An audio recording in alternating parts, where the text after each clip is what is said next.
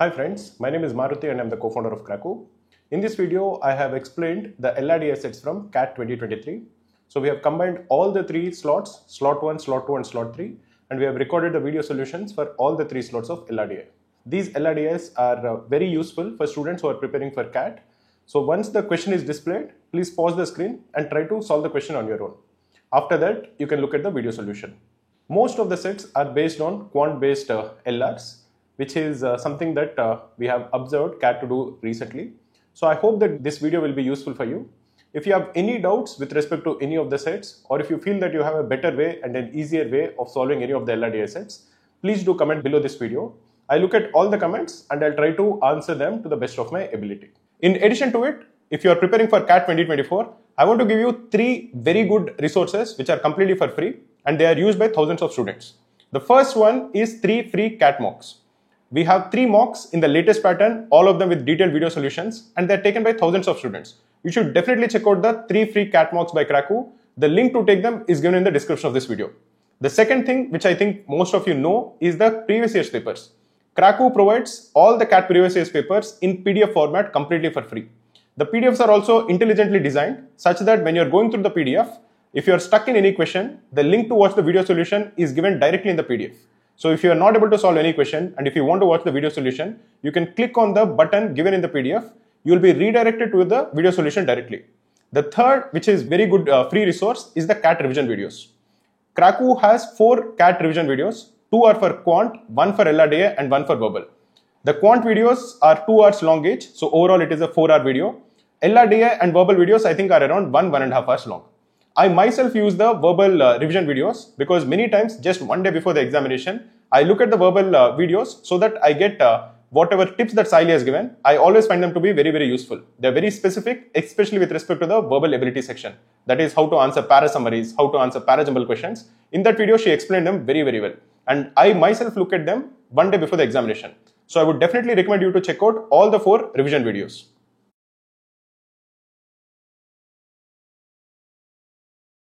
Hi friends, welcome to Kraku's video series. In front of us is a fairly difficult LR set on scheduling. In an actual exam scenario, this would be a very challenging set to solve because this is not an easy set to first read through, understand and then solve as such. But once you actually get through, started with solving, it becomes very trivially easy as such. So let's take a look at the set. A visa processing office, VPO, accepts visa applications in 4 categories: US, UK, Schengen and others. The applications are scheduled for processing in 20 15-minute slots starting at 9 a.m. and ending at 2 p.m. 10 applications are scheduled in each slot. There are 10 counters in the office, 4 dedicated to US applications, 2 each for UK applications, Schengen applications and others applications. So you have essentially 4 for US, 2 for UK, 2 for Schengen, 2 for others. This would be the distribution: 4 US, 2 UK, 2 Schengen and 2 others.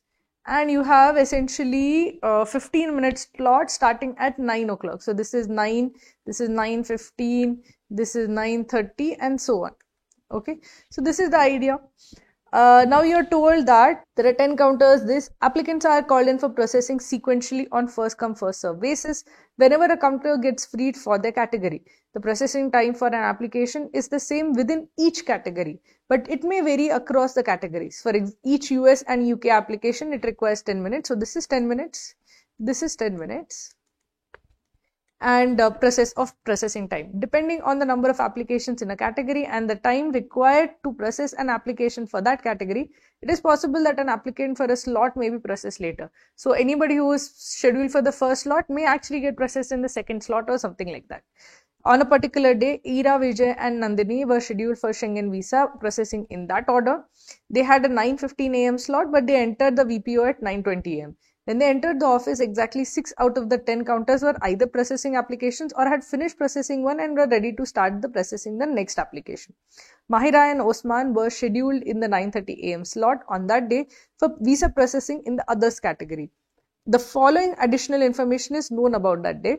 All slots were full. The number of US applications was the same in all the slots. The same was true for all the other all 3 categories. 50% of the applications were US applications.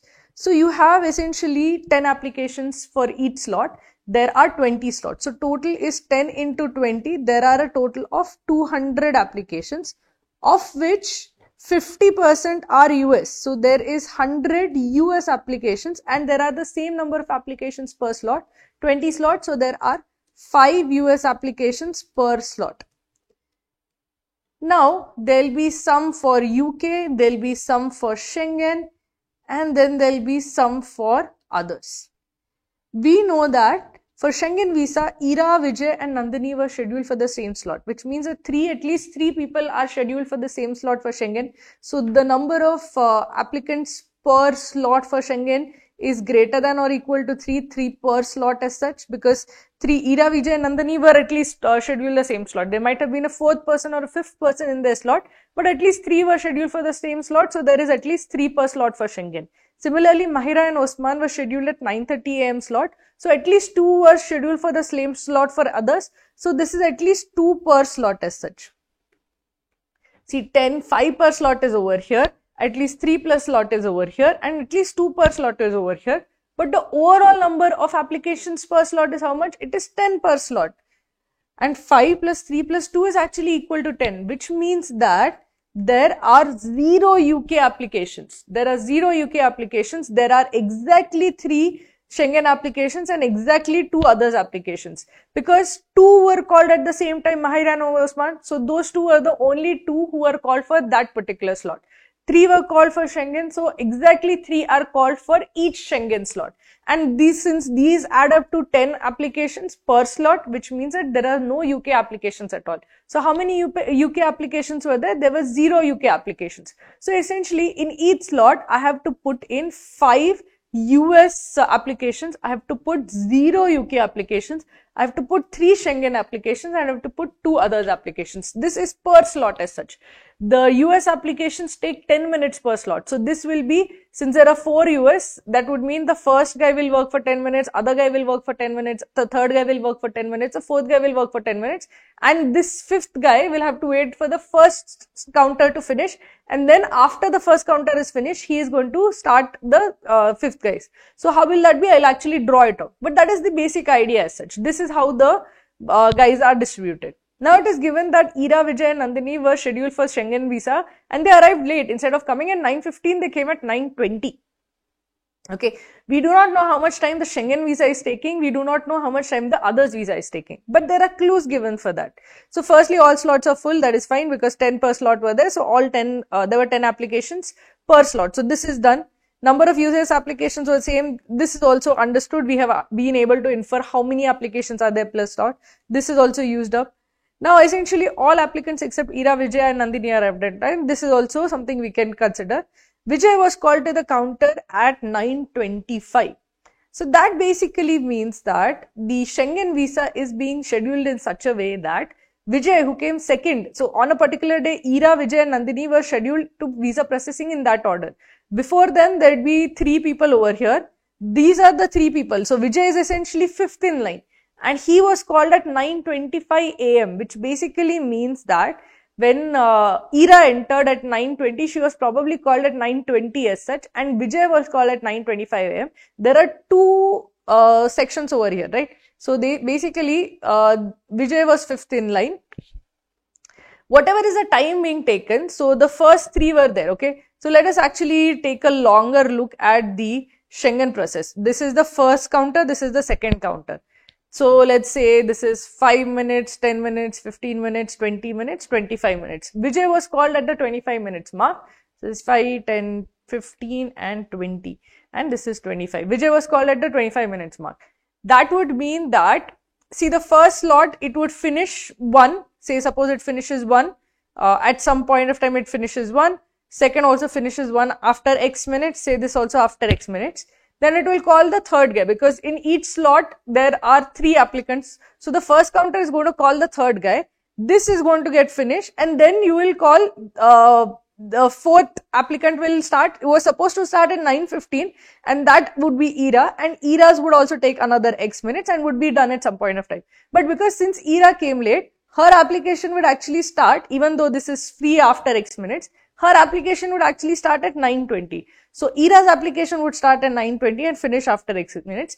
and Vijay would actually come over here in counter 2.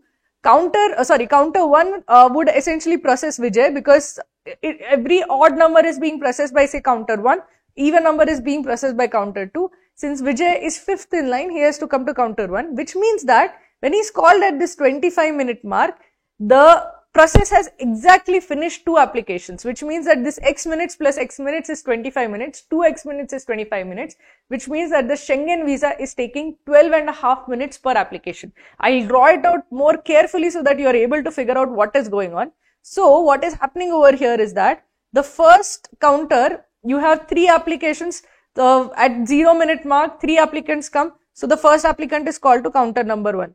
His application is finished processing in 12.5 minutes. The second applicant is called to the counter number 2. His application is also finished at 12.5 minutes. Now at 12.5 minutes, there was a third applicant in the first slot. Schengen visa has 3 applicants per slot, right? So that third application is started, and that will finish at 9:25. This will be the other 12.5 minutes. All of these guys are from slot 1, okay? These are all from slot 1, the 3 applicants from slot 1. Now, after at 9:15, Ira's application was supposed to start processing, because that was her slot. If she had come at 9:15, her application would have started over here. But because she came late, her actual application would actually start at 9:20, and then her application would so this is, say, 30 and 37.5. Her application would actually finish at 32.5 as such, because this is 9:20 plus 12.5. Her application would finish at 9:32.5 minutes as such. So this is 12.5 minutes. This is slot number 2. This is Ira. This is Vijay, who would come in over here, and his application would finish at 9:37.5. 9:37.5, that is after another 12.5 minutes, his application would finish. Which means that from the fact that he is called at 9:25, I can infer that the Schengen application is taking 12.5 minutes per application. Now, we have only one which is left to figure out, is basically others application time. If you have others application time, I can easily draw out this schedule for everybody. The way I have drawn this out for Schengen, I can even do that for the others also. UK, anyway, there are 0 applications. US, I know that there are 10 minutes per application, so I can easily show exactly how it is working. Now, the only one who is left is essentially others, and I don't know the time for that. So even this is used up. So do we have any idea or any kind of indication what would be the time required to process the others application? We are told that when Ira, Vijay and Nandini arrive at 9:20, exactly 6 of the 10 counters are either processing or had finished processing and were ready to start the next. Which means that 6 were working, 4 were resting, 4 were doing nothing, 4 counters were empty. Of these 4, 2 would be this one, because UK has nothing to process, there are 0 applications. So that would mean that there were 2 counters which were not working. See, I know that there are US counters, there are like 5 applicants in 4 this, so there'll constantly be somebody who it is going to keep working on. Similarly, over here also, when these guys come at 9:20, both counters are either working or ready to work, which means that these two Schengen counters are also part of the 6 which are working. 4 of the US counters will definitely be working. I can draw that out, because over here you have 10 per minute and you have like 4, 1, 2, 3, 4 counters. So each one of them, so suppose this is 10, 20, 30, 40, 50, 60, 70, 80, 90. So this is first 10. Each one of them process this is from the first slot, the 4 people who are there. And the 5th applicant will be finished on, say, the first counter at 9:20. At 9:15, you will get the next 5 applicants. So from 9:15 to 9:25, you will do the next processing. So there will be this is from the second slot.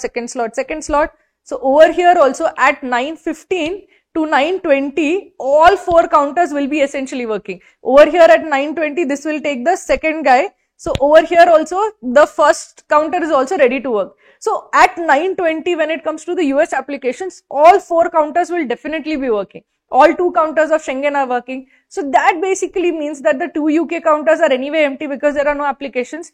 But it also means that the Schengen, the others visa counters were not working. They were empty. Basically, they had no applications to process, which means that they had buffer time. They had this free time that you see in the middle, right? They had that free time. which basically means that whenever they are processing, so if they are processing, say this is 9:15, 9:29, this, and 9:10, 9:20, 9:30 and so on, that basically means at 9:10, there are these counters 1 and 2, there is slack time over here. At 9:20, the next, this has not come. So at every 15 minutes, they are getting something to do. So at 9 o'clock, they got 2 applications. So they will finish those 2 applications. At 9:15, they got 2 applications. They will finish those 2 applications. At 9:30, they'll get 2 applications. They'll finish those 2 applications. That means at 9:20, they had already finished the 9:15 a.m. applications, which means from 9:15 a.m. to 9:20 a.m., they had finished the applications. So essentially by 9:20 a.m., both others counters are free.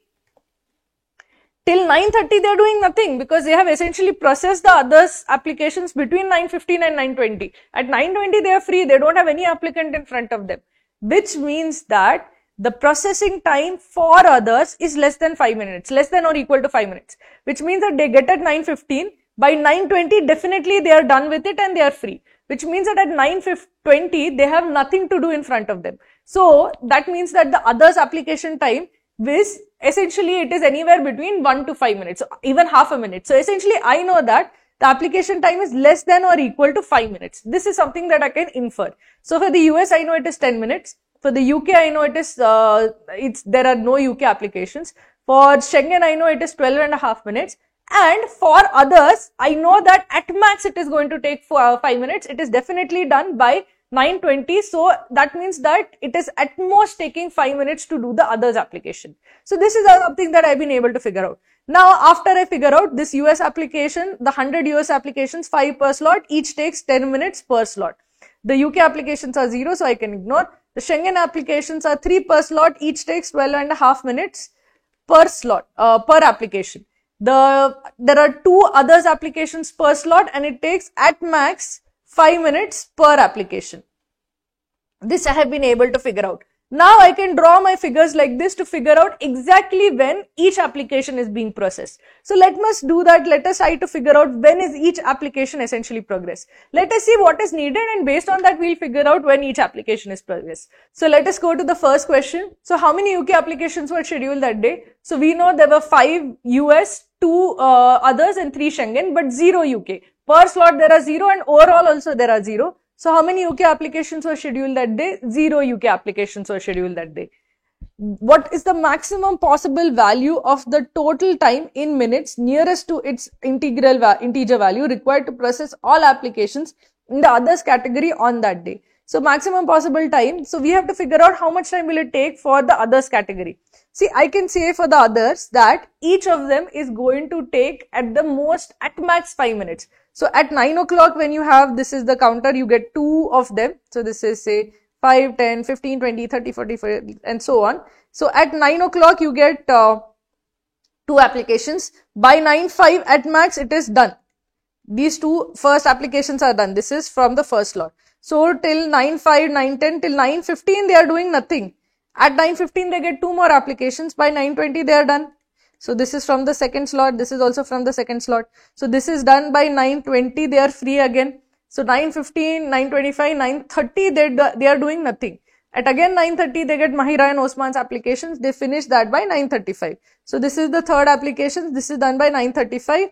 This is also done by 9:35. So again at 9:35 they are again free. So essentially at most they are taking 5 minutes per application. There are 2 applications per slot. There are 20 slots. So there are a total of 40 applications and 40 applications that each application at max is taking 5 minutes. So this is into 5. So at max this is taking 200 minutes as such. So what is the maximum possible total time in minutes nearest required to process all applications and other category that day? So the maximum possible value of total time, the processing time but not the start and end time, because each of these applications is actually coming after every 15 minutes. But the possible value of total time required to process, the processing time is essentially 200 minutes. So the answer to this is 200. The third question is, which of the following is closest to the time when Nandini's application process got over? So consider Nandini is basically 6th in line. This is the Schengen process. So this is say, let us consider this is Theirs is 12.5 minutes, so slightly odd. So we'll say that, let's say this is 5, 10, 15, 20, 25, 30, 35, 40 and so on. So this is 9 a.m. and each of these ticks is 5 minutes, okay? And there are counters 1 and 2.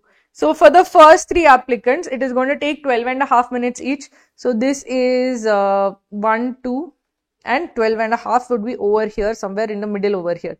So this is over at 9.12.5. This is the first slot, first guy. This is the first slot, second guy. This is also done at 9.12.5. This is first slot. This is also first slot. This is also first slot.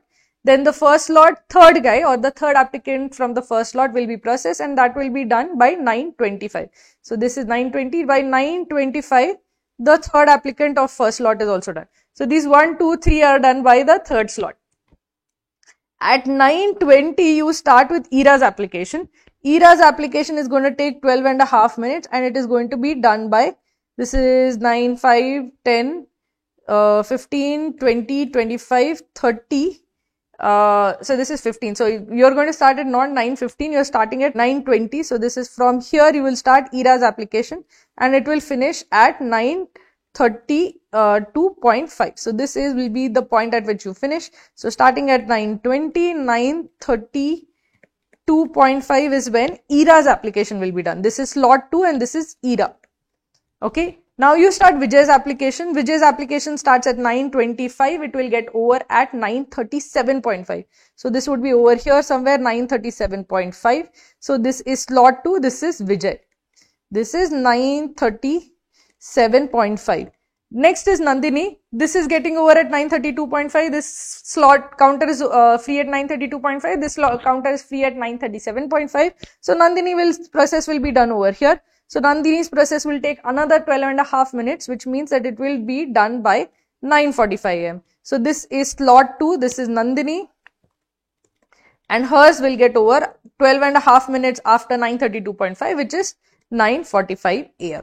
So when is Nandini's application process over? Nandini's application process is over at 9:45 a.m. In this, basically, I am drawing blocks. Each block is of length 12.5 minutes. The starting time is indicated by when the point is starting, and the ending time is basically when the process is ending. So Nandini, who is the third person in this particular schedule, her work will be done. This is the third block which refers to Nandini. Her work is done at 9:45 a.m. So the answer is option D. Let's consider the fourth question. Which of the following statements is false?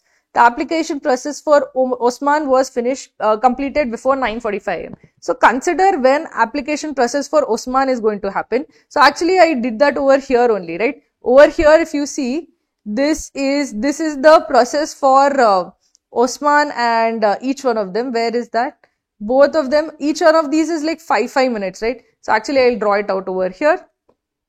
For others, each one of them, each process is at max 5 minutes. So this is counter 1, this is counter 2. Each tick is say 5 minutes. It need not even be 5 minutes. It is at max 5 minutes. So even the application processing time can be even 1 minute as such. So over here at 9 o'clock, you get 2 applications. You are done by 9:05. Okay. At max by 9:05, you are done.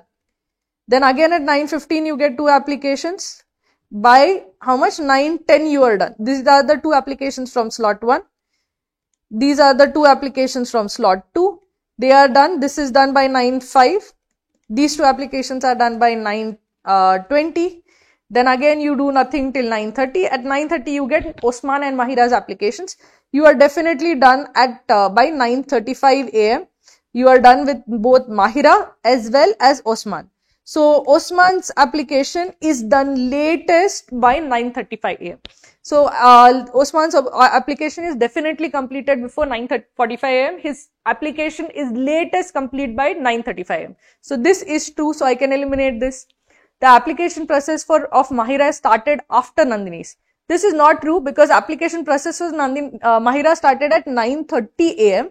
and I know from this that application from Nandini started at 9:32.5 a.m. So for Mahira it started at 9:30 a.m. For Nandini it started at 9:32.5 a.m. So who started before? So it started, Mahira's application process started before Nandini's. So this statement is not true. So B has to be the right answer. the application process of Osman was completed before Vijay's. See, Osman's application process is completed max by 9:35 a.m. Vijay's is completed by 9:37.5 a.m. So this is also true. Vijay's is completed by 9:37.5. Osman's is max completed by 9:35. So Osman's is completed before Vijay's. So this is also true. The application process of Mahira was completed before Nandini. This is definitely true. Nandini's is done by 9:45 a.m. and Mahira's is latest done by 9:35 a.m. So this is also true. So D also can be eliminated. B is the right answer. The last question is, when did the application processing for all US applicants get over that day? Now, US applicants have not drawn it out, but let me draw it out. So what happens over here? You have 5 applicants and 4 counters. So the counters are 1, 2, 3 and 4. Okay. Each counter is going to take 10 minutes to do one application. So let us see, this is, each tick is say 5 minutes. Okay. So this is 20, 25, 30, 35, 40, 45, 50, 55 and 60. Let's see what happens in 1 hour. What happens? How many of these are completed in 1 hour? So here in this, you get 5 applicants. So over here, these guys are working for 10 minutes. This is applicant 1. This is the applicants. All of these 4 applicants are from slot 1. Okay. The 5th applicant from slot 1 has to wait. He has to wait for 10 minutes till one counter gets over. So the first counter, suppose, now starts working on the 5th applicant. So this 5th applicant is going to get over by 9:20 a.m. Till 9:15. Okay. The remaining counters are essentially having slack time. Why do they have slack time? Because there are 5 applicants per slot. 5 applicants per 15 minutes. So this 1, 2, 3, 4, 5 are done. So only the first counter is really busy after 9:10. After that, after 9:10 a.m., second, third and fourth counter are essentially chilling. So second, third, fourth counter are waiting. At 9:15 a.m., you get 5 more applicants. Again, that process starts. So this will be done at 9:15 a.m. to 9:25 a.m. Your second application will be over. Second slot applicant will be over again at 9:25. This second slot applicant will be done over at 9:25 again. Now there are 2 more second slot applicants left. The next one free time is over here, which is over here, and this second slot applicants will be done by 9:30 a.m. Okay. Now this is 1, 2, 3, 4. 4 people from second slot are done. We need 1 more person from the second slot. I'll put him over here. So this is the second slot. His work will be done by 9:35 a.m. as such. Okay. So this is from the second slot. Now again at 9:30 you get 5 more people coming in. Okay. 5 more applicants are ready for processing. So third and fourth slot are essentially chilling. After 9:25 their work is done. So they are essentially relaxing. Now you start again. You have at 9:30 you have 5 more applicants. So the first applicant will be spending time over here. This is the third slot, 10 minutes. This is again the third slot, 10 minutes. This is third slot, 10 minutes. 3 applicants have already been done by 9:40. Where will be the, 1, 2, 3 are done, 2 applicants are remaining. The fourth applicant I'll put over here. His work will be done by 9:45 a.m. as such. So this is the third slot applicant. Where will the 5th applicant from third slot be put? I'll put him over here. Okay. So his work will be done by, this is 9:30, 9:40. His work will be done by 9:50 a.m. This is the third slot. So 1, 2, 3, 4, 5 people from slot 1. 1, 2, 3, 4, 5 people from slot 2. 1, 2, 3, 4, 5 people from slot 3. So slot 3, essentially you are seeing the slot 3 work is done at 9:50 a.m. Now again you have another 5 people come in at, so 5 people came in at 9:15, 5 people came at 9:15, 9:30, again 5 people came in at 9:45 a.m. So again over here, I'll put one guy over here, one applicant over here. So this is 4, this is again 4, this is again 4, 3 are done. Where will I put the 4th applicant? I have a empty counter at 9:50 a.m. So he will take that counter. So this will again be 4. So that basically means this is at, this is 10 a.m. as such. So 1, 2, 3, 4 are done. I need one more place, one more applicant is left from the 4th slot. So I'll put him over here, here, any one of these I can put. So again, he'll be done by what? This is the 5th applicant from slot 4. So this guy will be done. This is 9:55 5 a.m. So this will be done by 10:05 a.m. So you can see a trend emerging, okay? The first trend is that, see, the first slot, this is done at 9:20. So it is like essentially extending by 5 minutes.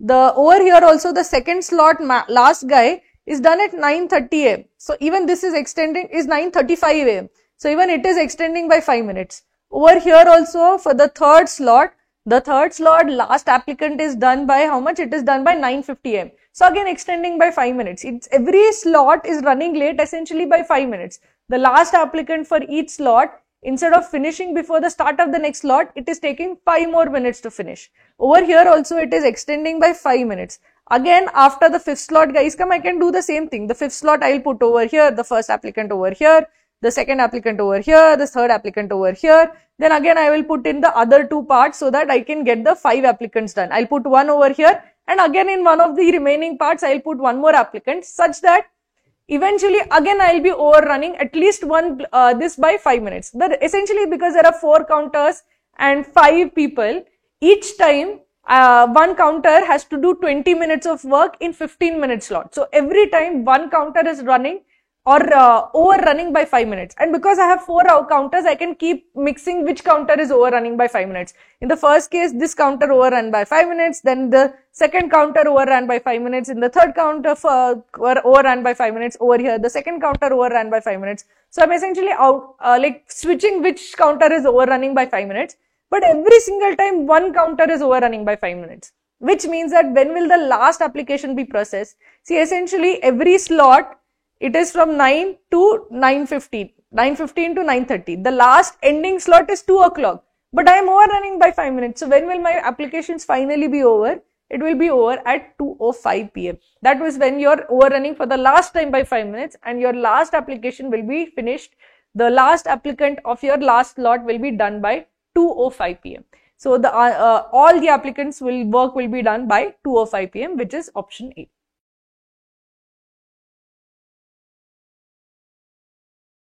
In this question, we are told that there is block X and block Y. There are 6 houses in block X across 3 columns, 2 houses in each column. There are 6 houses in block YY. Again, there are 3 columns and 2 houses in each column. Now, what we are told is that some of these houses are occupied, some of these houses are empty. The empty houses are actually on the market to be sold. And the price for every house, if it has a parking space, is 12 lakhs. If it has no parking space, it is 10 lakhs. So it can be either 10 or 12 based on the house itself. Based on the road access, we have something called the road access premium. It is road adjacency value. This is RAV. Now a house can have 0 roads in its access. Houses like B1, A1, they don't have any road. Similarly, F1 and E1 have no road, or they can have 1 road access, like C1 has 1 road access, A2 and B2 have 1 road access, F2 has 1 road access, E2 has 1 road access, and D1 has 1 road access. Or it can have 2 roads access. C2 has 2 roads access and D2 has 2 roads access. Now you multiply this with 5, because the formula to calculate the price is 5 times the road adjacency value. So if it has no road access, it will be 0. If it has 1 road access, it is 5. If it has 2 road access, it is 10. This is the additional premium that you pay for the road adjacency value. Similarly, based on the neighbors, there is something called the neighbor count. The neighbor count is either 0. If there is a house which is surrounded by all vacant houses, the neighbor count is 0. Or it can have 1, or it can have 2, or it can have 3. The maximum number of neighbors that a house can have is 3. For example, B1 over here, if there are owners, if there are occupants in A1, B2 and C1, it will have 3 neighbors. If B1 has only 1 neighbor, then its neighbor count will be 1. If only 2 out of these 3 houses are occupied, it will have 2. If all 3 are occupied, it will have 3. So the maximum number of neighbors a house can have is 3. And you multiply the neighbor count with 3 to add it to the premium. So the price, because of the neighbor count, will be either 0 or 3 or 6 or 9. What we are told is that in XX, the maximum quoted price of a house in XX is 24. So if you are looking at XX, these are the 3 houses in XX. The maximum price quoted over here is 24. So all of them are less than or equal to 24. Similarly, in YY, the minimum price quoted is 15. So if this is YY, this will say is XX, and this is YY. All the houses quoted are greater than or equal to 15. We are also told that one such house exists in column E. So one of these two houses is equal to 15 lakhs. Row 1 has two occupied houses, one in each block. So one out of these three is occupied. Remaining two are unoccupied.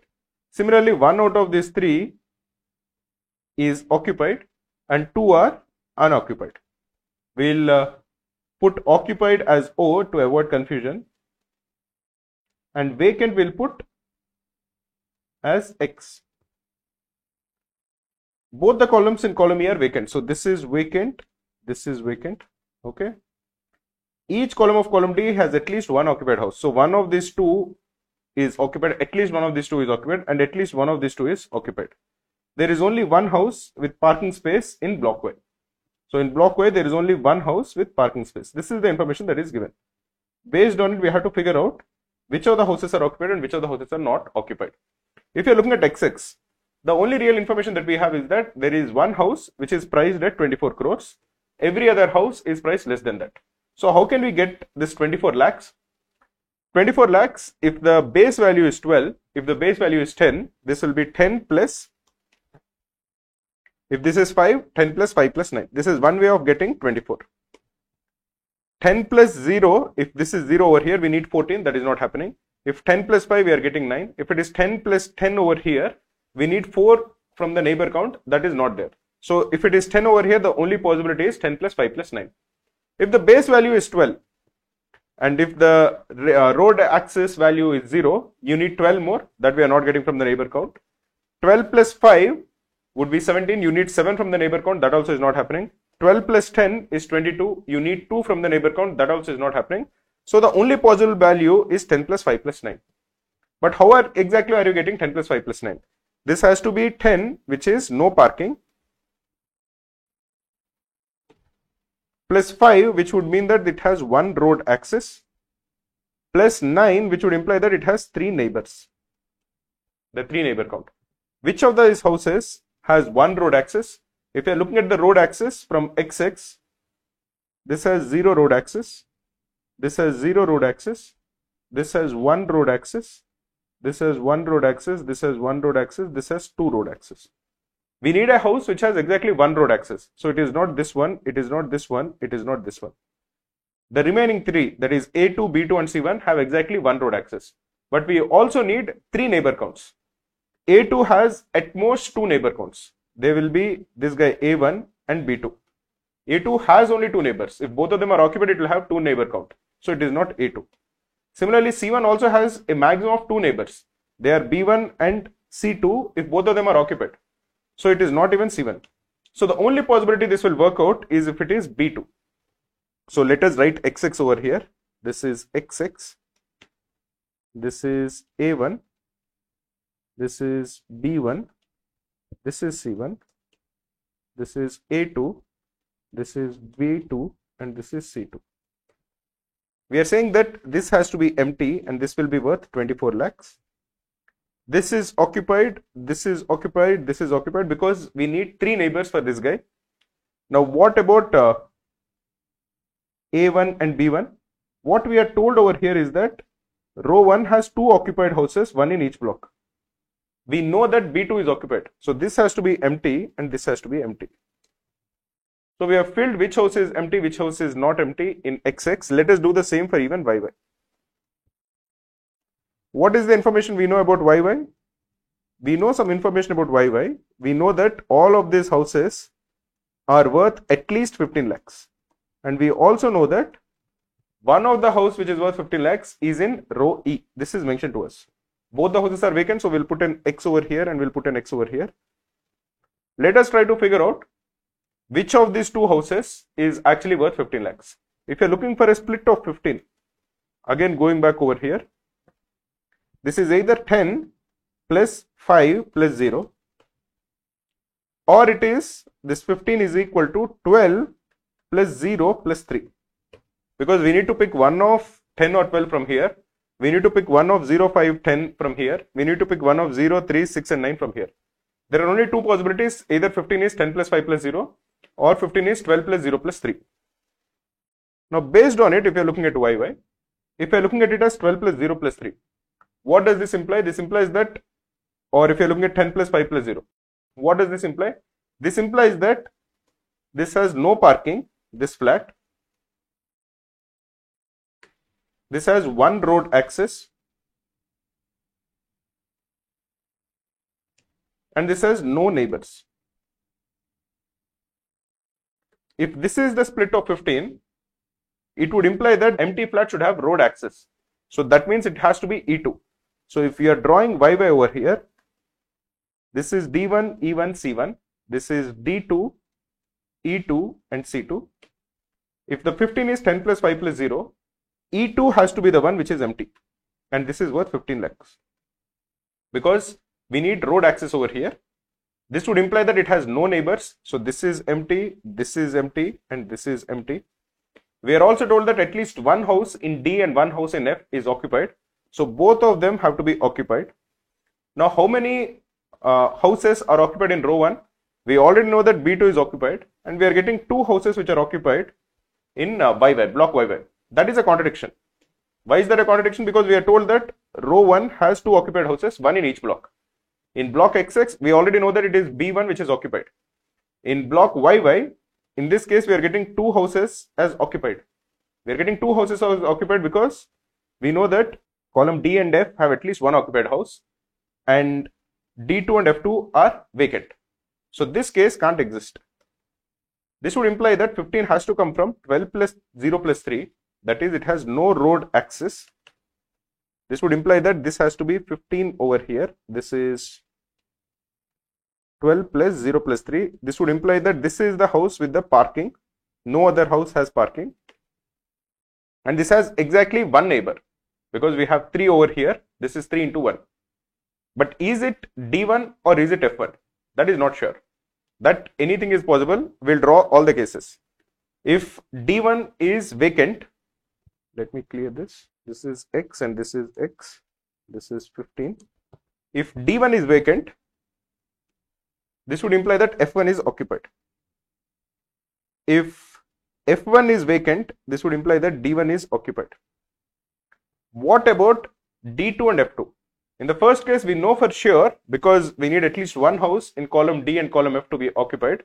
Because in the first case, D1 is vacant, D2 has to be occupied. In the second case, because F1 is vacant, F2 has to be occupied. In the first case, what about F2? This one. This can be either occupied or vacant.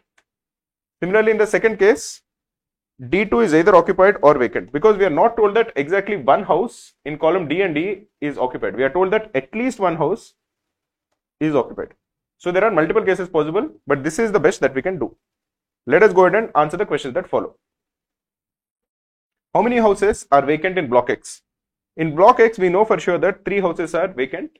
They are A1, B2 and C1. Which of the following houses is definitely occupied? A1 is definitely vacant. D2 is either occupied or vacant. B1 is definitely occupied. B1 is over here, it is always occupied. So the correct answer is B1. F2 also is either occupied or vacant. Which of the following best describes the number of vacant houses in row 2? In row 2 in XX, we have one vacant house. That is B2. In block YY, we have definitely one vacant house, which is E2. And either F2 or D2 can be vacant. So the correct answer is 2 or 3. The two houses which are definitely vacant are B2 and E2, and either 0 or 1 houses are vacant between D2 and F2. So it is either 2 or 3. What is the maximum possible quoted price in lakhs of a vacant house in E? In E, we are basically looking for this one.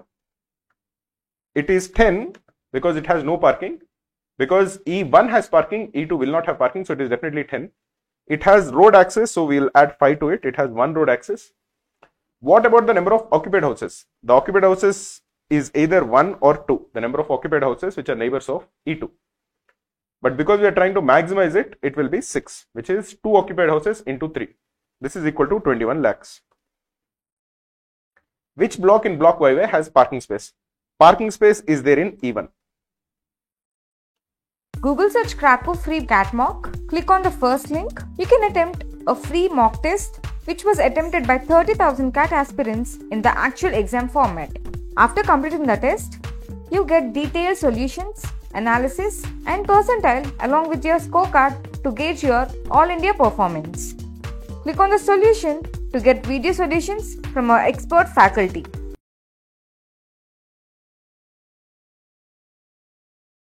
Hi friends, welcome to Krakow's video series. I'm Saili Kale.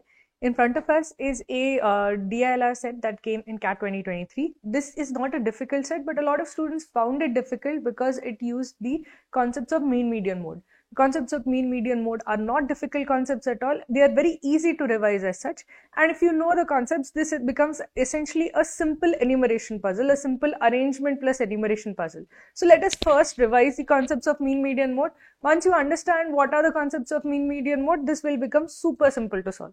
So what is mean? Mean is basically your average. If you have the values 1, 2, 3, 4, 5, the mean is the sum of all of these values. So this will be 1 plus 2 plus 3 plus 4 plus 5 divided by the number of terms, which in this case is 5. So this is equal to how much? This is equal to 3, 6, 10, 15. So the mean is 3. So this is the sum of the terms divided by the total number of terms.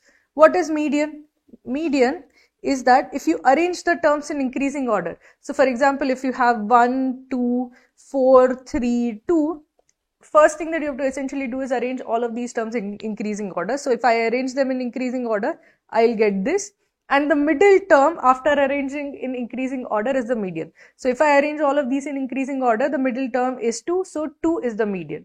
If suppose I have an even number of terms, then there will be 2 middle terms. Then what do you do? So suppose I have the terms that are there are 1, 5, 3, 4, 6, 2. Alright, this is too simple.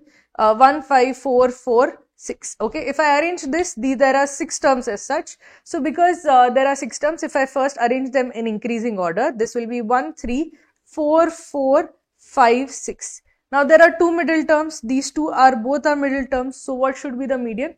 The median in such cases, when you have even number of terms, is the average or the mean of the middle two values. So in this case, it will be 4 plus 4 by 2. So that will be equal to 4. Suppose the middle two terms are say 3 and 7.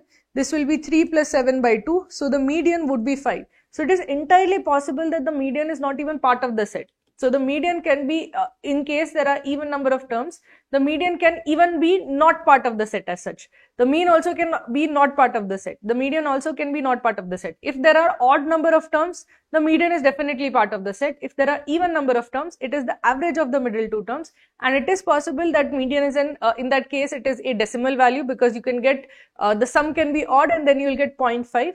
Or it can be not even a part of the set. It's basically the average of the middle two terms. So this is mean and median. What about mode? I'm sure many of you would have heard about mean and median but not heard about mode. Mode is basically, if you take any set of values, mode is the value which is the most number of times, the number that comes most number of times in that set. So suppose you have 1, 5, 3, 2, 5, 7, 2. So in this case, what is the mode of this set? So first I arrange in increasing order. 1, 2, 2. Then you have 3. Then you have 5 and 5 and 7. So in this case, you have 2 which comes twice and you have 5 which comes twice, and the remaining terms come only once. So which two numbers are appearing multiple times or more than one time? That is 2 and 5. So the mode in this case, here you have 2 modes for this set. The mode is 2 as well as 5. So basically this is a set of numbers which come the max number of times in this particular set. Suppose if I add 5 to this set, now the set is 1, 2, 2, 3, 5, 5, 5 and 7. So 5 will come thrice. So it is the single mode in that case, because it would be the highest frequency, the number with the highest frequency, and the number with the highest frequency, if there's a single number, then it is the singular mode of that particular set. So if there is 1 more 5, 5 will have the frequency of 3, which would mean it is the single mode of the particular set. So mode is nothing other than the number which appears the most number of times. In this case, if there are multiple numbers that appear equal number of times, then there will be multiple modes as such. Okay, so this is the basic idea. Now let's take a look at the set. 5 restaurants coded R1, R2, R3, R4 and I5 give integer ratings to 5 gig workers, Ullas, Vasu, Vaman, Xavier, so UVW, XY on a scale of 1 to 5. The means of ratings given by R1, R2, R3, R4 and R5 were 3.4, 2.2, 3.8, 2.8 and 3.4 respectively. The summary statistics of these ratings for the 5 workers is given below. So these are integer ratings and the average of these ratings, that is the mean of these ratings, is given. Okay. Now we are told the mean of these ratings is given, then the mean of the ratings given by restaurant wise is given and the individual wise is also given. Median rating individual wise is given, modal rating individual wise is given, range of rating is given. What is range? Range I didn't discuss. So basically in a given set, suppose this is the set, okay, 1, 4, 3, 7, 2 as such. The range of the set is the highest minus the lowest. The highest item is 7, so 7 minus the lowest, which is 1. So 7 minus 1, the range of the set is 6. This is the basic idea as such. These are all set theory concepts and they are not difficult concepts as such. So this information is given. Range of ratings, so they have given, defined as the difference between the maximum and minimum ratings awarded to a worker.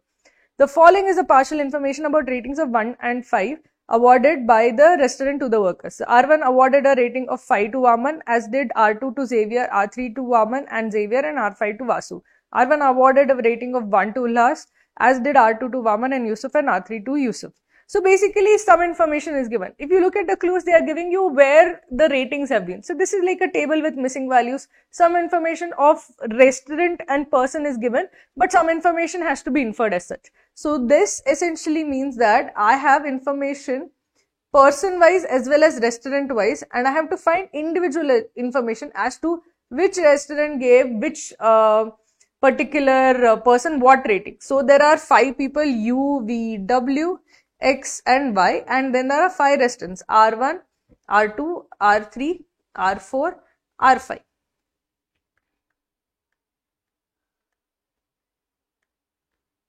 And then we have values for Ullas, Villas, this, Vasu, etc. We have values for median, modal and range of rating as such. So all of that we'll consider once. So let us consider what is the values that are given. Firstly, we are told that mean of ratings of R1, R2 are 3.4, 2.2, 3.8, 2.8, 3.4. All of these values inside the cell have to be integer because we have been told these are integer ratings. So that basically means there are 5 ratings. The average of 5 is 3.4. So 3.4 into 5 will give you the sum of ratings. So sum of ratings given by R1 is 17. That is 3.4 into 5. By R2 is 2.2 into 5, which is 11. By R3 is 3.8 into 5, which is 19. 2.8 into 5, which is 14. And 3.14 into 5, which is 17. So this information I am able to find out. Similarly, mean rating for Ullas is 2.2. So multiplied by 5 would be 11, 19, 17, 18 and 13. This would be the mean or the sum of ratings received by each one of them. Median rating for this person is 2. So this is the sum, this is the median and this is the mode, for example. The median rating is 2 and the modal rating is 2. Here the median rating is 4 and the modal rating is 4. The median rating is for Vaman is 4 and the modal rating is 5. For median rating is 4 and the modal rating is 5. The median rating is 4 and the modal rating, sorry, this is 4 and 5, this is 3 and 1 and 4. So there are 2 modes as such. Okay. So from this, can I try to infer what is the value or what was the score scored by each one of them? Another information is given. Partial information about ratings of 1 and 5 are given. R1 awarded the rating of 5 to Vaman. So this is 5. And as did R2 to Xavier. So this is 5. And R3 to Vaman and Xavier. So R3 to Vaman and Xavier. And R5 to Vasu. So this is 5. R1 awarded a rating of 1 to Ullas and as did R2 to Vaman. So R2 to Vaman is 1 and you have Vaman and Yusuf. So this is 1 and 1. and R3 to Yusuf. So this is also 1. So this information has been given as such. Now the remaining missing values I have to essentially infer based on the median, modal rating and range of ratings. From that I should essentially figure out what should be Ullas's rating. So from the column sums and the row sums and the mean and median, I should be able to fill out this 5 into 5 table. That is the task at hand. So consider Ullas's rating. So Ullas's rating, the sum is 11. The median rating is 2. So that means if these are the 5 values, okay, the median is 2 as such. Because there are 5 values, odd number of numbers, the middle rating would be the median rating. So this is 2 as such. The modal rating is 2. So 2 comes the most number of times, and range of rating is 3, which means that if this is 1, the max is 4. If this is 2, the max is 5 as such. Over here, consider the case for Ullas. Since 1 is given, this has to be 1.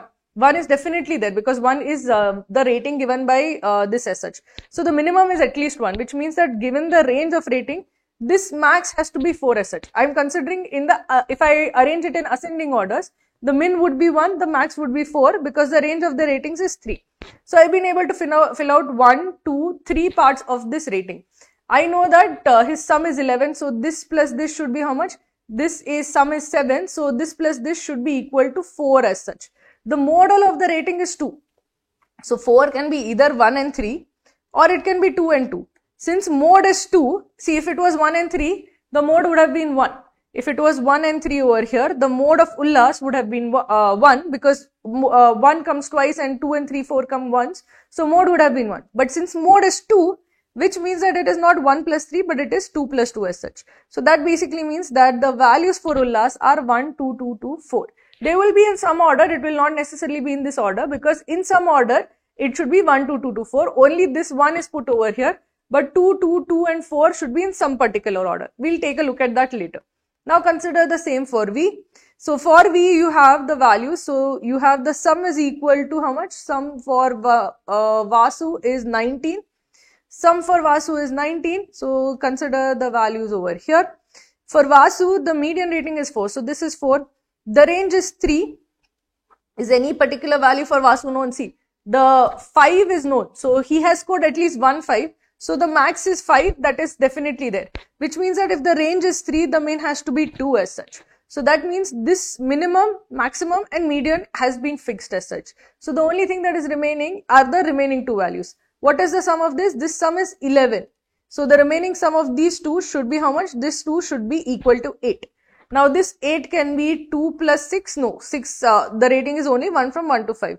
So this can be 3 plus 5 or it can be 4 plus 4. These are the only 2 possibilities.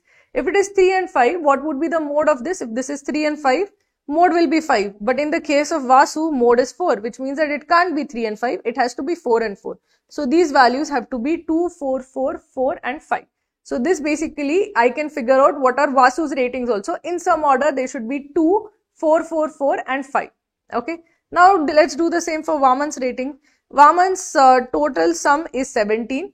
Okay. His median rating is 4. Okay. Over here, he is getting 4. His scores, there is 1 and 5 in his scores. So 1 and 5 means the minimum is definitely 1, the maximum is definitely 5. And there are 2 5s for Vaman. So there are 2 5s that are definitely I know, and median is 4 as such. So I can fill this much. And the sum is 17, so I can fill the whole thing as such. This is 10, 14, 15. So this has to be 2. So the score, exact score for like the scores of Vaman in some order should be 1, 2, 4, 5, 5. So this should be 2 and 4 in some order. Okay. So let us take a look at the same for Xavier. For Xavier, the sum is 18 and the median is how much? The median is 4. So this median is 4. The range is also 4. And let's see if he has any this. So he has 2 5s as such. So these 2 are 5s. And since the range is 4, this has to be 1. So let us consider the sum again. So this would mean that this has to be 3 as such. Only then would the sum be equal to 18 as such. So I am able to figure out Xavier's score also, that it should be 1, 3, 4, 5, 5. So this should be 1, 3 and 4 in some order. Consider Yusuf's score. Yusuf's score is total is 2.6. So this total sum is 13. These are suppose the 5 values. The median rating is 3. The modal rating is 1 and 4, which means there are 2 1s and 2 4s as such. So from that alone, I can say this is 1 1 and 4 4. Otherwise, you would not have the mode as 1 and 4, because at max they can come twice because 3 is also there. And if 3 is repeated, then 3 will also be one of the modes as such. So since 3 is not one of the modes, each has to come twice. So the number of ratings should be 1 1. 3 4 4. So the median is 3, the modal ratings are 1 and 1, 4 and 4, and the range is 3 clearly because it is 4 minus 1. So everybody is this I can figure out right now. So let me actually put that. So whatever is missing, I'll put over here. So whatever are the missing values, I can put over here, and then from that I can try to figure out where they will fit. Okay, sorry. So I can say that for Ullas, 2 2 2 and 4 have to be fit over here in some order. Then you have for Vasu, you have to fit 2, 4, 4 and 4 in some order. For Vaman, you have to fit 1, 2, 4, 4, 5. So 2 and 4 are there in some order over here.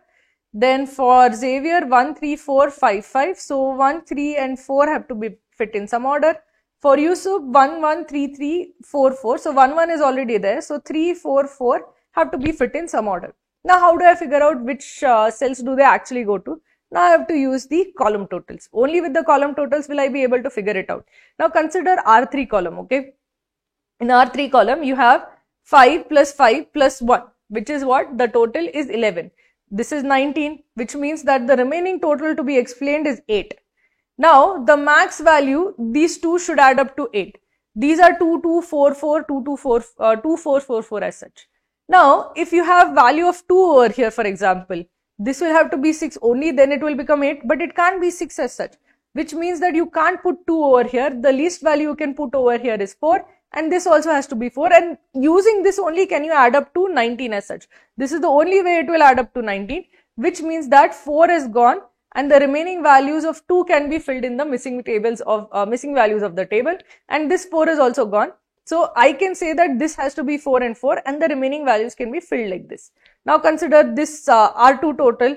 Here this is 11, and the remaining values are already filled out. So this is 2 plus 1 is 3, plus 5 is 8, plus 1 is 9. So this has to be 2. So the 2 is filled out. So the remaining values of 4 can be filled out as such. So this is also filled out. This is also filled out. So the first 2 rows are completely filled out. Now I am left with this column and this column as such. So 2 and 4 can be there in some particular order. Consider this total as such, which is 17. Now suppose you have 2 over here. Okay, so this will become 2 plus 5 plus 5, 2 plus 5 plus 2, that will be equal to 9. Which would mean that this sum has to be equal to 8, which would mean that 4 and 4 have to be there. Only then you will get 17 as such. So let us consider that there is a possibility of that happening. Now consider over here, this is 1 plus 4 plus 5. So then you will have 7 that is needed, which would mean that in case that is the case, you will need 7. So 3 and 4 have to be there in some particular order. So you cannot put 1 over here, because this would mean that if 1 is over here, you cannot reach 17 total.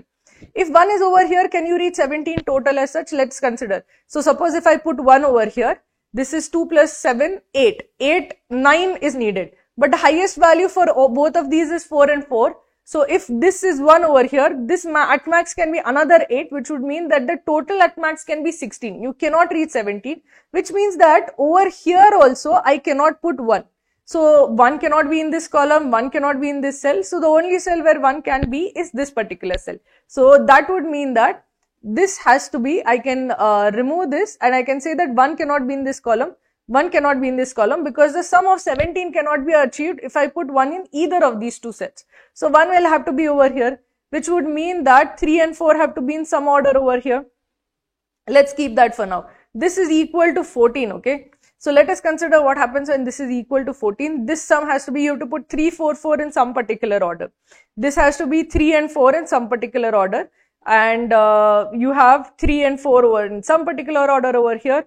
And you have 2 and 4 in some order. Now you have put 1 over here. This is 14. So 2 plus 4 is 6 plus 1 is how much? 2 plus 4 is 6 plus 1 is 7. Now if I put 2 over here, what will happen? If I put 2 over here, that will become equal to 9. Okay. This is 8 plus 1, 9, which would mean that this will have to be equal to 5. But I do not have a 5 to fill as such, which means that I cannot put 2 over here. This has to be 4, which means that this has to be 2. So this means that I can fill this column. How much is this? This is 8, 10, 11. So this has to be 3 over here. This 3 is gone. I can put 4 over here and 4 over here, which means that this has to be 3 and this has to be equal to 4. So that basically means by using the concept of row total, column total, mean, median, mode, I am able to fill out all the values. I know exactly for all restaurants, I know exactly what ratings they give, and for every person, I know exactly what rating they receive. So I have the final table. Now let's go and answer the questions. How many individual ratings cannot be determined from the above information? All ratings can be inferred. All 5 into 5, that is all 25 ratings can be inferred. So the answer is 0. How many workers did R2 give a rating of 4 to? So consider R2. R2 did not give anybody a rating of 4. This is R2's column. He did not give anybody a rating of 4. So this is 0 again. Consider question 3. What rating did R1 give to Xavier? R1 to Xavier is 3. So this answer is 3. What is the median of the ratings given by R3 to the 5 workers? R3 to the 5 workers, you have 1, 4, 4, 5, 5. So if I arrange in an increasing order, I get this is the ratings in an increasing order. The median is 4. So the median of R3's ratings is 4.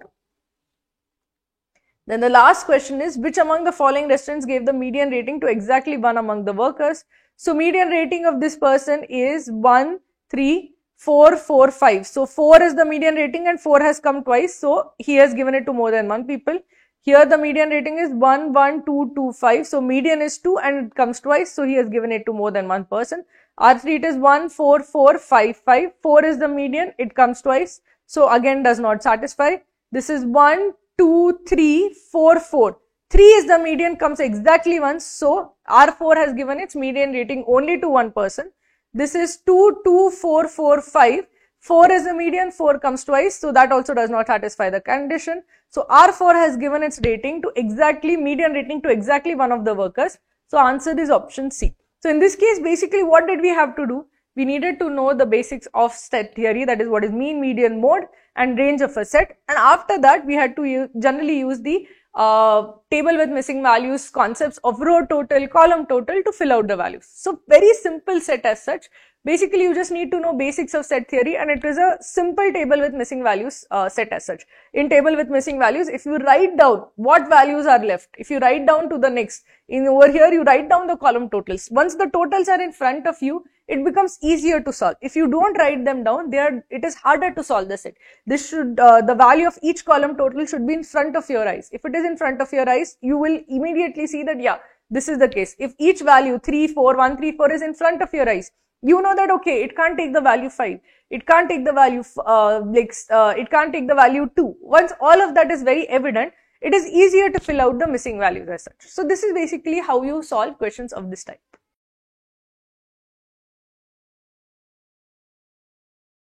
Hi friends, welcome to Krako's video series. I'm Saili Kale. In this particular video, we'll be taking a look at it's an arrangement kind of set from CAT 2023. So let's first take a look at the set and then let's decide how to actually represent the information given. Faculty members in a management school can belong to one of the 4 departments: finance and accounting, marketing and strategy, M&S, operations and quants, O&Q, and behavior and human resources, B&H. The numbers of faculties in F&A, M&S, O&Q and B&H departments are 9, 7, 5 and 3 respectively. Professor Pakrasi, Professor Qureshi, Professor Ramaswamy and Professor Samuel, so they are PQRS, I will be referring them to as PQRS throughout, are 4 members of the school's faculty who were candidates for the post of the Dean of the school. Only one of the candidates was from O&Q. Every faculty member, including the 4 candidates, voted for the post. In each department, all the faculty members who were not candidates voted for the same candidate. The rules for the elections are listed below. There cannot be more than 2 candidates from a single department. A candidate cannot vote for himself or herself. Faculty members cannot vote for a candidate from their own department. So this is the basic information that is given. After the election, it was observed that Professor Pakrasi had 3 votes, Professor Qureshi had 14 votes, Professor Ramaswamy had 6 votes, and Professor Samuel had 1 vote. Professor Pakrasi voted for Professor Ramaswamy, Professor Qureshi voted for Professor Samuel, Professor Ramaswamy voted for Professor Qureshi, and Professor Samuel for Professor Pakrasi. So essentially what information we have? We have information of the candidates, and we have information of how many votes they have and who could have potentially voted for them. So how many votes are there in each department, and how the candidates themselves voted among each other. That information is essentially given. So we have to essentially represent who got how many votes and how the votes got distributed. So let us see the best way to represent any information of this type, where there is like arrangement of votes or arrangement or distribution of votes as such, is a table format. In this table, how would you draw the table? So basically you are telling how many votes P has to get, how many votes Q has to get, how many votes R has to get, and how many votes S has to get. So I'll make P, Q, R, S and the votes that they got as the rows. So there are these 4 candidates, so they will be the rows of my table. Now, where can they get their votes from? They can get the votes from the 4 departments, barring the candidates, and the 4 candidates themselves.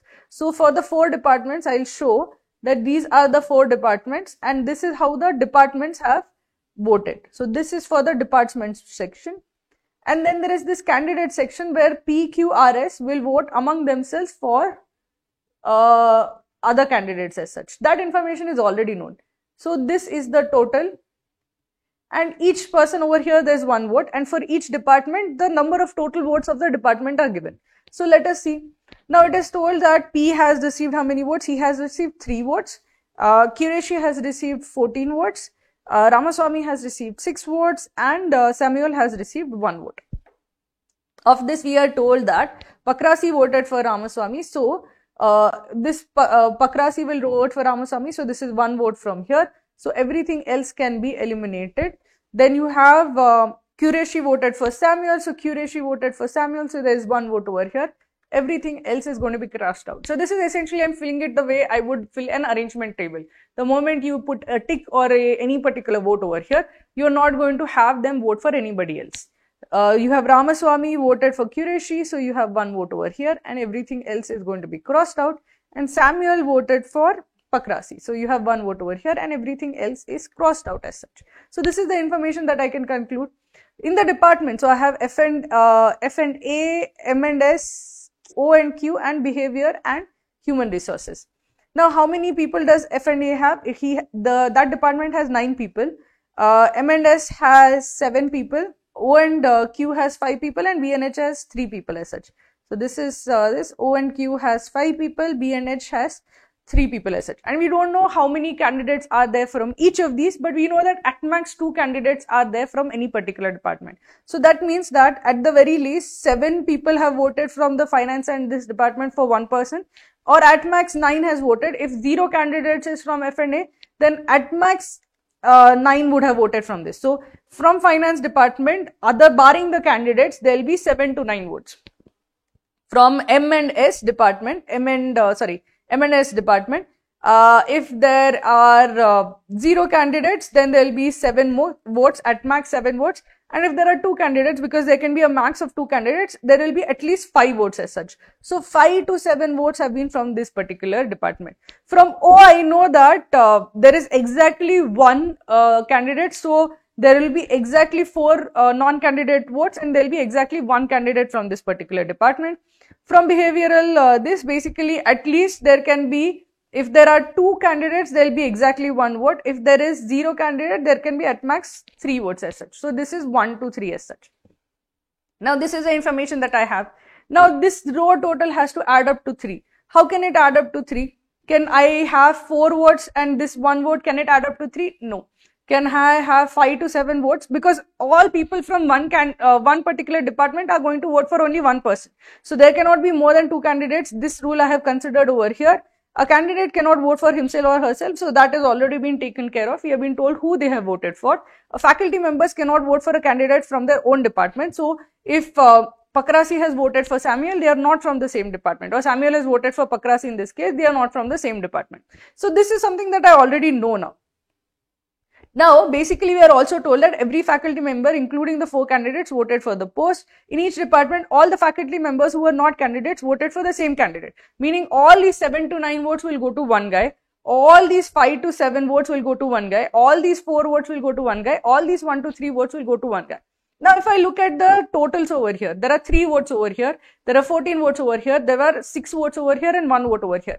Can these 7 to 9 votes go to the person who has scored a total of 3 votes? No, because then the row total will definitely be above 3 as such. So, FNA definitely didn't vote for Pakrasi. Similarly, can it go to somebody whose total is 6? So, the remaining votes are 5. So, if this is 7 to 9, they definitely didn't go over here.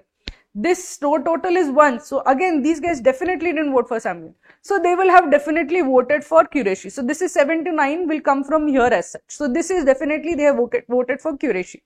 Now, consider M and A. Can they vote for somebody? So, 1 vote is already over here. So, from departments, you need 2 votes. There is 2 votes and this is 5 to 7. So, this is definitely not the case. This is 6. So, 5 to 7 could possibly work. This is 1. So, this is also definitely not the case because this is 5 to 7 votes. Consider this is 4 votes. 4 votes basically means that you will directly get, if you put 4 over here, 4 plus 1, this will become 5. So, this guy, O and Q department definitely didn't vote for Pakrasi. So, this is also gone.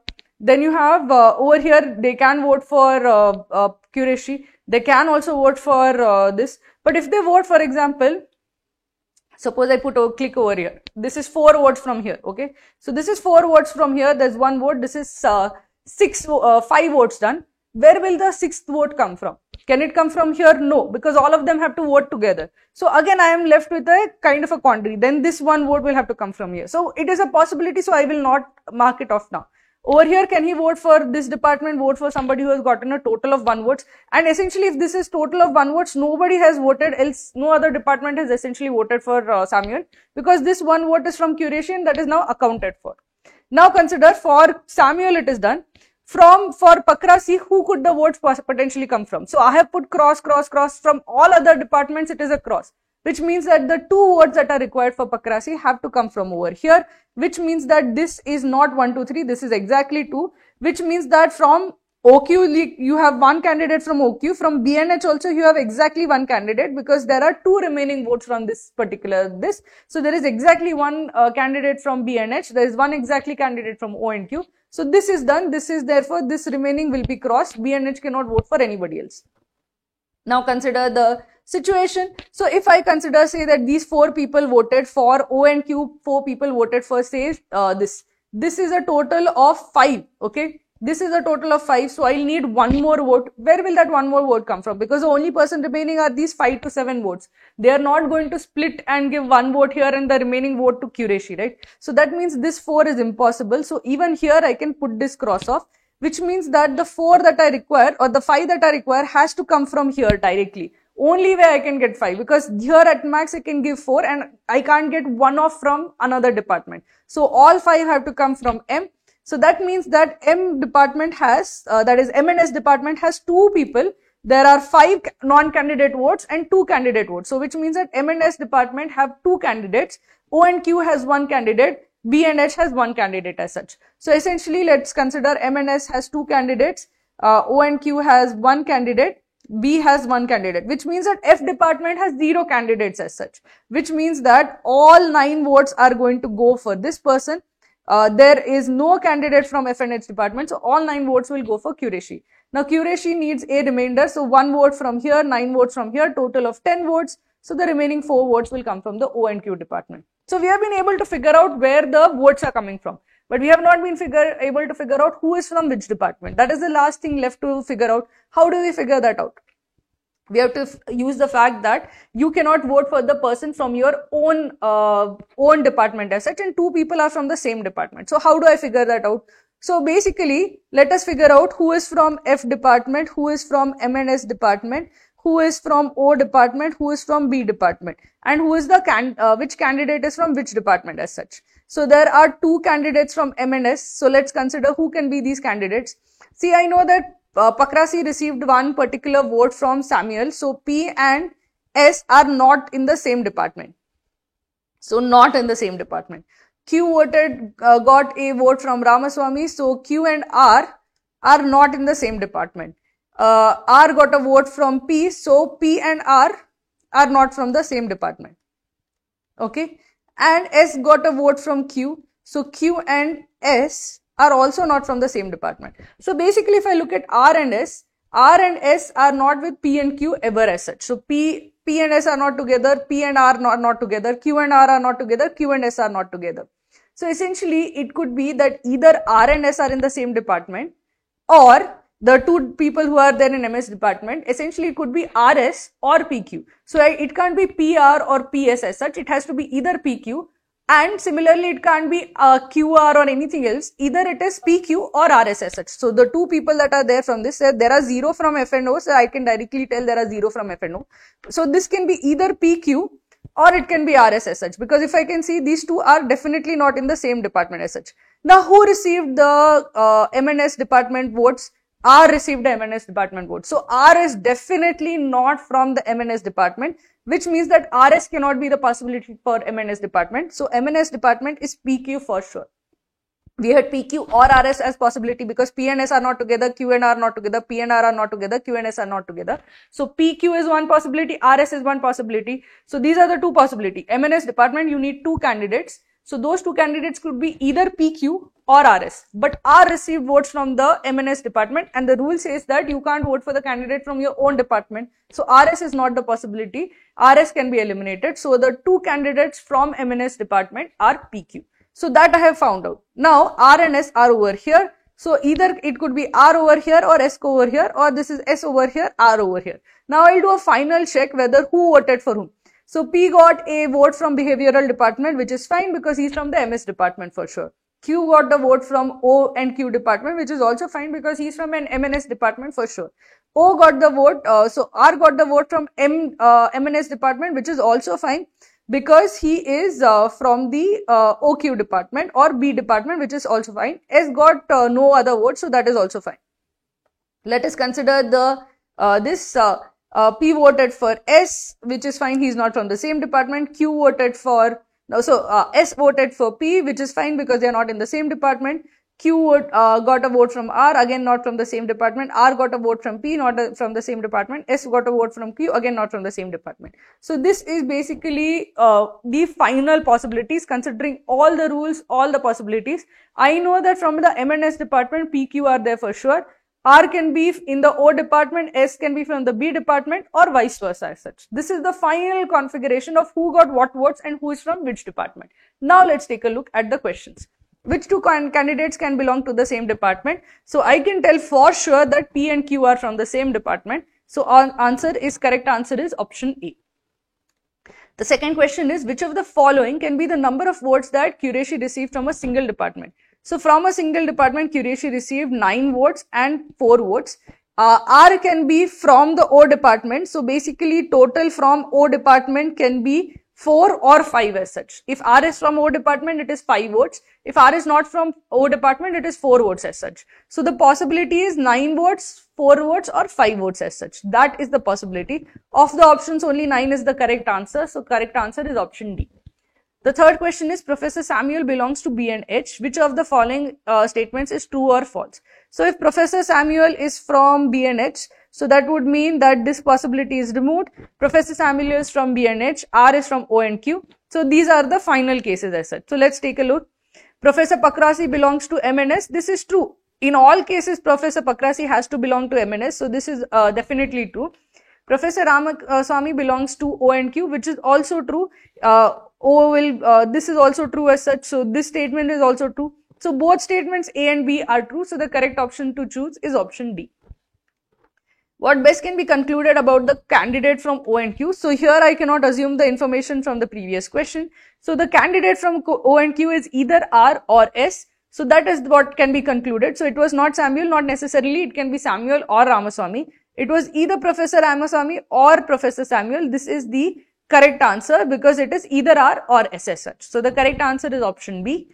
The last question is, which of the following statements is or are true? Non-candidates from MNS voted for Professor Qureshi. Non-candidates from MNS voted for Ramaswamy, not Qureshi at all. So this is untrue.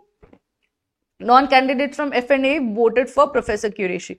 This is true. Non-candidates from FNA did vote for Professor Qureshi. So only B is true. So the correct option to choose is option B. We at Kraku provide all the previous year CAT papers along with many other MBA examinations such as XAT, SNAP, MAT, CMAT, TEST and PGDBA in the actual exam format.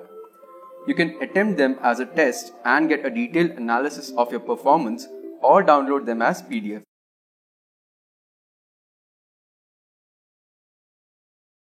In this question, we are told that there are 9 boxes and each box has 3 sacks.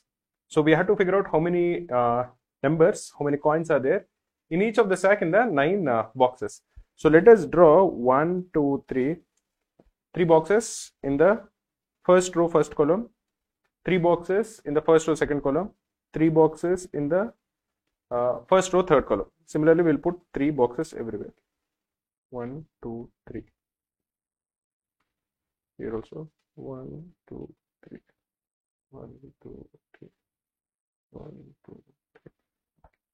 Now we have been given the median for some of the boxes. The median for the first row, second column one is 9. This would imply that this number has to be 9.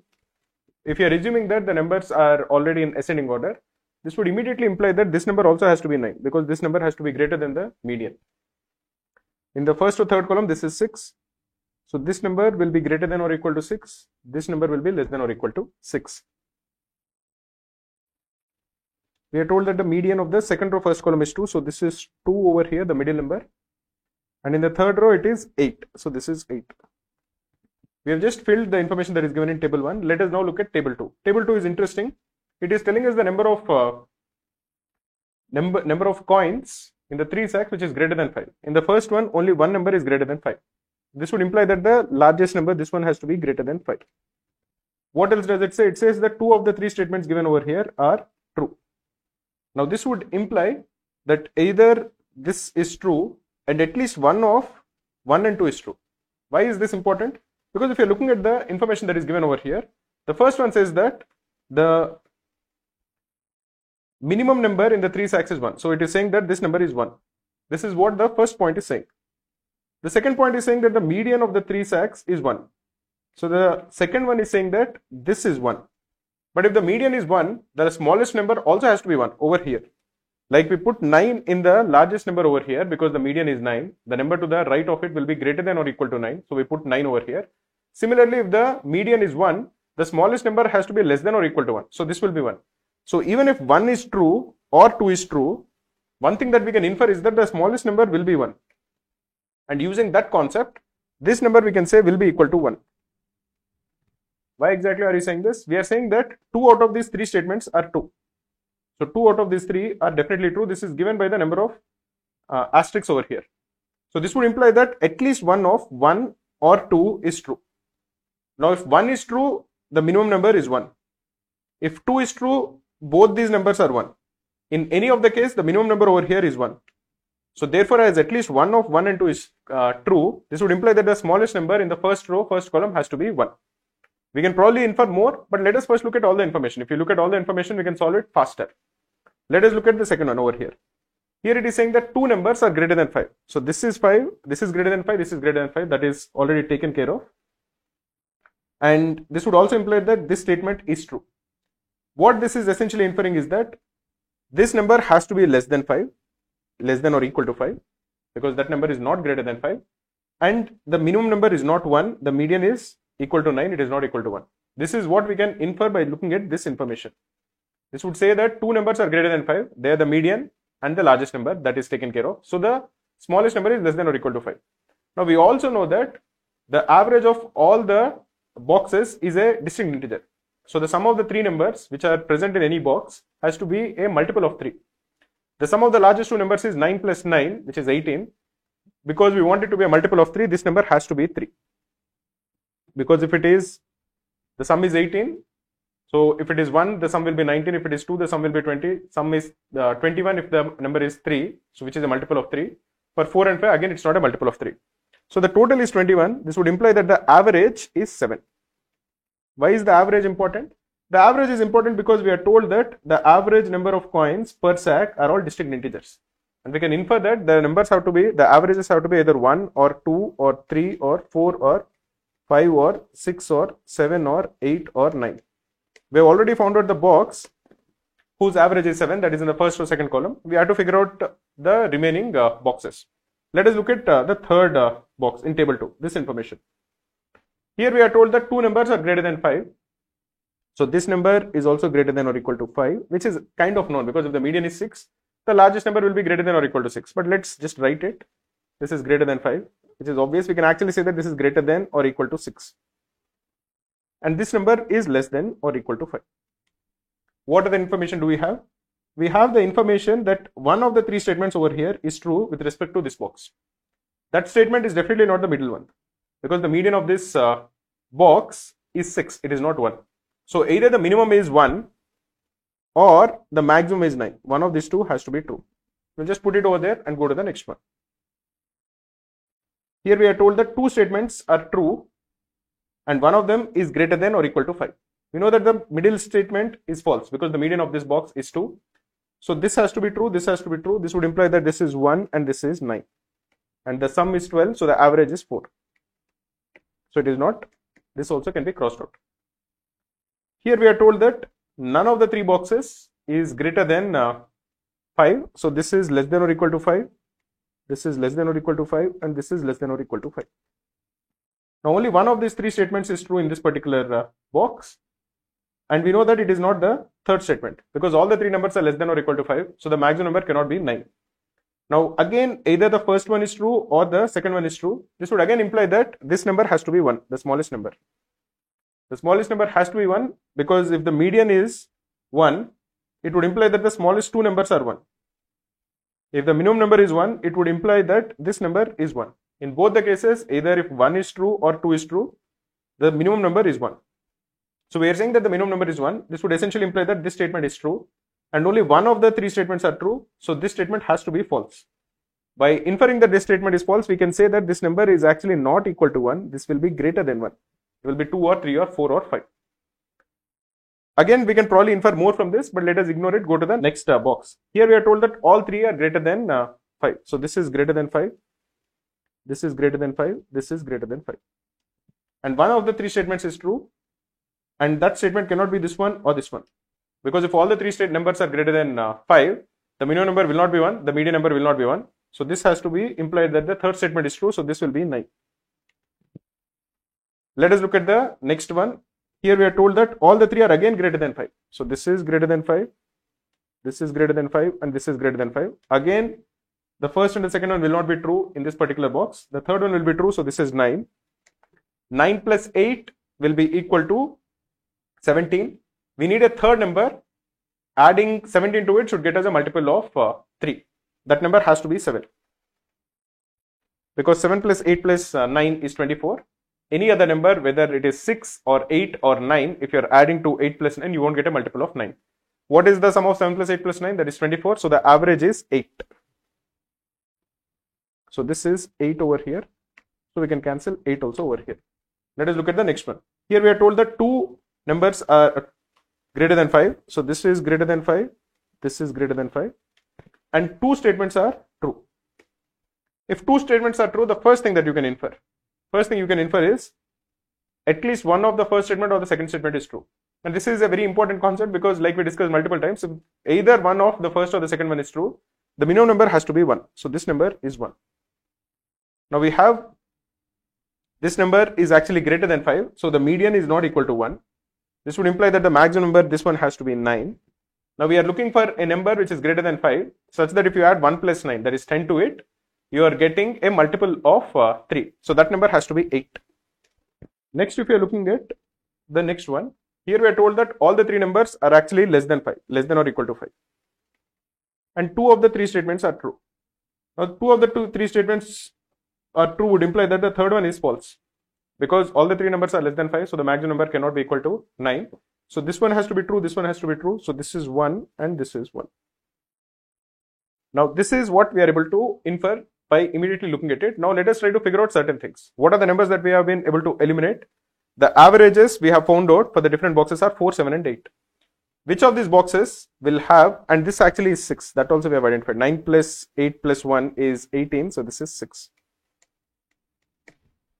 Which of these boxes will have an average of 1? Which of these boxes will have an average of 9? If you're looking for an average of 9, all the three numbers have to be 9.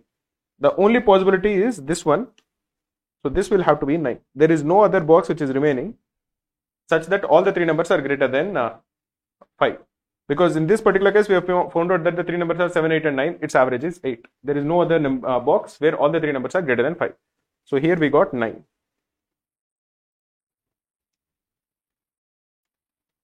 Which of these boxes will have an average of 1?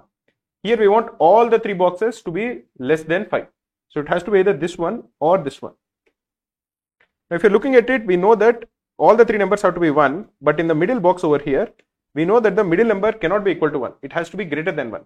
Why is that the case? Because if you remember, in this middle box, only one of the three statements is true. We know that in the middle box, this number is false. The maximum number is not 9. All the three numbers are less than or equal to 5. So either this one is true or this one is true. Like we discussed earlier, if any one of the two numbers are true, it would imply that the smallest number has to be 1. So we know for sure that this number is true. And because only one of the three statements is true, the median cannot be equal to 1. So this has to be greater than 1. And therefore the average cannot be equal to 1. If the average is 1, all the three numbers have to be 1. This would imply that this is 1 and this is 1. So this is equal to 1. So this also is cancelled. Now the only three averages we need to find out are 2, 3 and 5. So the sum of the three numbers in the three sacks has to be either 6 or 9 or 15. What are the three boxes which are remaining? The three boxes which are remaining are this one and this one. If you're looking for a sum of 6, it cannot be this box because the middle number itself is 6. It cannot even be this box. Why cannot it be 6? Because we already have 1 and we have a number which is greater than 5. The sum of these two itself is greater than 6. So the sum cannot be equal to 6. The sum will be equal to 6 only over here. And if the sum is equal to 6 over here, the only possibility is that it is 1, 2 and 3. Why is that the case? Because we have three numbers. We know that this number is 1. We know that this number is greater than 1. And this number will be greater than the middle number. So if the median is equal to 3, for example, the last number has to be greater than or equal to 3 and the overall sum will be greater than or equal to 7. So the median has to be 2. If the median is 2, the sum of these two is 3. Therefore, the third number has to be 3 itself. That is the reason it has to be 1, 2 and 3. 2 is also cancelled. Now we have only two averages which are remaining, which is 3 and 5. If it is 3, the sum has to be 9. If it is 5, the sum has to be 15. Which of them will be 9? Which of them will be 15? We know that this cannot be 9 because the middle number is 6. The large number will be greater than 6. So the sum itself is greater than 12. So this has to be 9. So this will be 3, the average, and this average will be 5. If the average is 3, it would imply that the sum has to be equal to 9. And if the sum has to be equal to 9, two of the statements are true. So the largest number cannot be equal to 9. If the largest number is equal to 9, the sum will be equal to, will be greater than 9. But we want the sum of these three numbers to be equal to 9. So this is true. This is false. So these two have to be true. So the median has to be 1. And therefore the largest number has to be 7. If you're looking at the only case remaining of this one, the sum of the three numbers has to be 15. And we know that only one of them is true. Now that one statement is not the middle statement because the median is 6, median is not 1. That statement will not be this one also. Because if the largest number is 9, 6 plus 9 itself is equal to 15. Therefore the smallest number has to be 0. That is not possible. So this also is false. So this will be true. So this will be 1. 1 plus 6 is equal to 7. So this will be equal to 8. And the average of these three is equal to 5. Let me clear some of them so that we can go ahead and answer the questions that follow. Now let us go ahead and answer the questions that follow. What is the total number of coins in all the boxes in the third row? The averages are 8, 6 and 1. That totals up to 15 into 3 will be 45. So the answer is 45. You can just sum up all the numbers in this particular row. You'll get 45. How many boxes have at least one sack containing 9 coins? 1, 2, 3, 4 and 5. For how many boxes are the average and median of the number of coins contained in the three boxes the same? It is not the same over here, it is 1 and 3. It is not the same here, it is 9 and 7. It is not the same over here, 5 and 6. It is not the same over here, 2 and 4. It is the same over here. So we have 2 and 3, this one, 2 and 2. It is the same over here. It is 9 and 9. It is the same over here. It is 8 and 8. It is not the same here. It is 8 and 6. It is the same over here. So we have a total of 4 such boxes. How many sacks have exactly one coin? 1, 2, 3, 4, 5, 6, 7, 8 and 9. In how many boxes do all the 3 sacks contain different number of coins? That is the case here. 1, 2, 3, 4 and 5.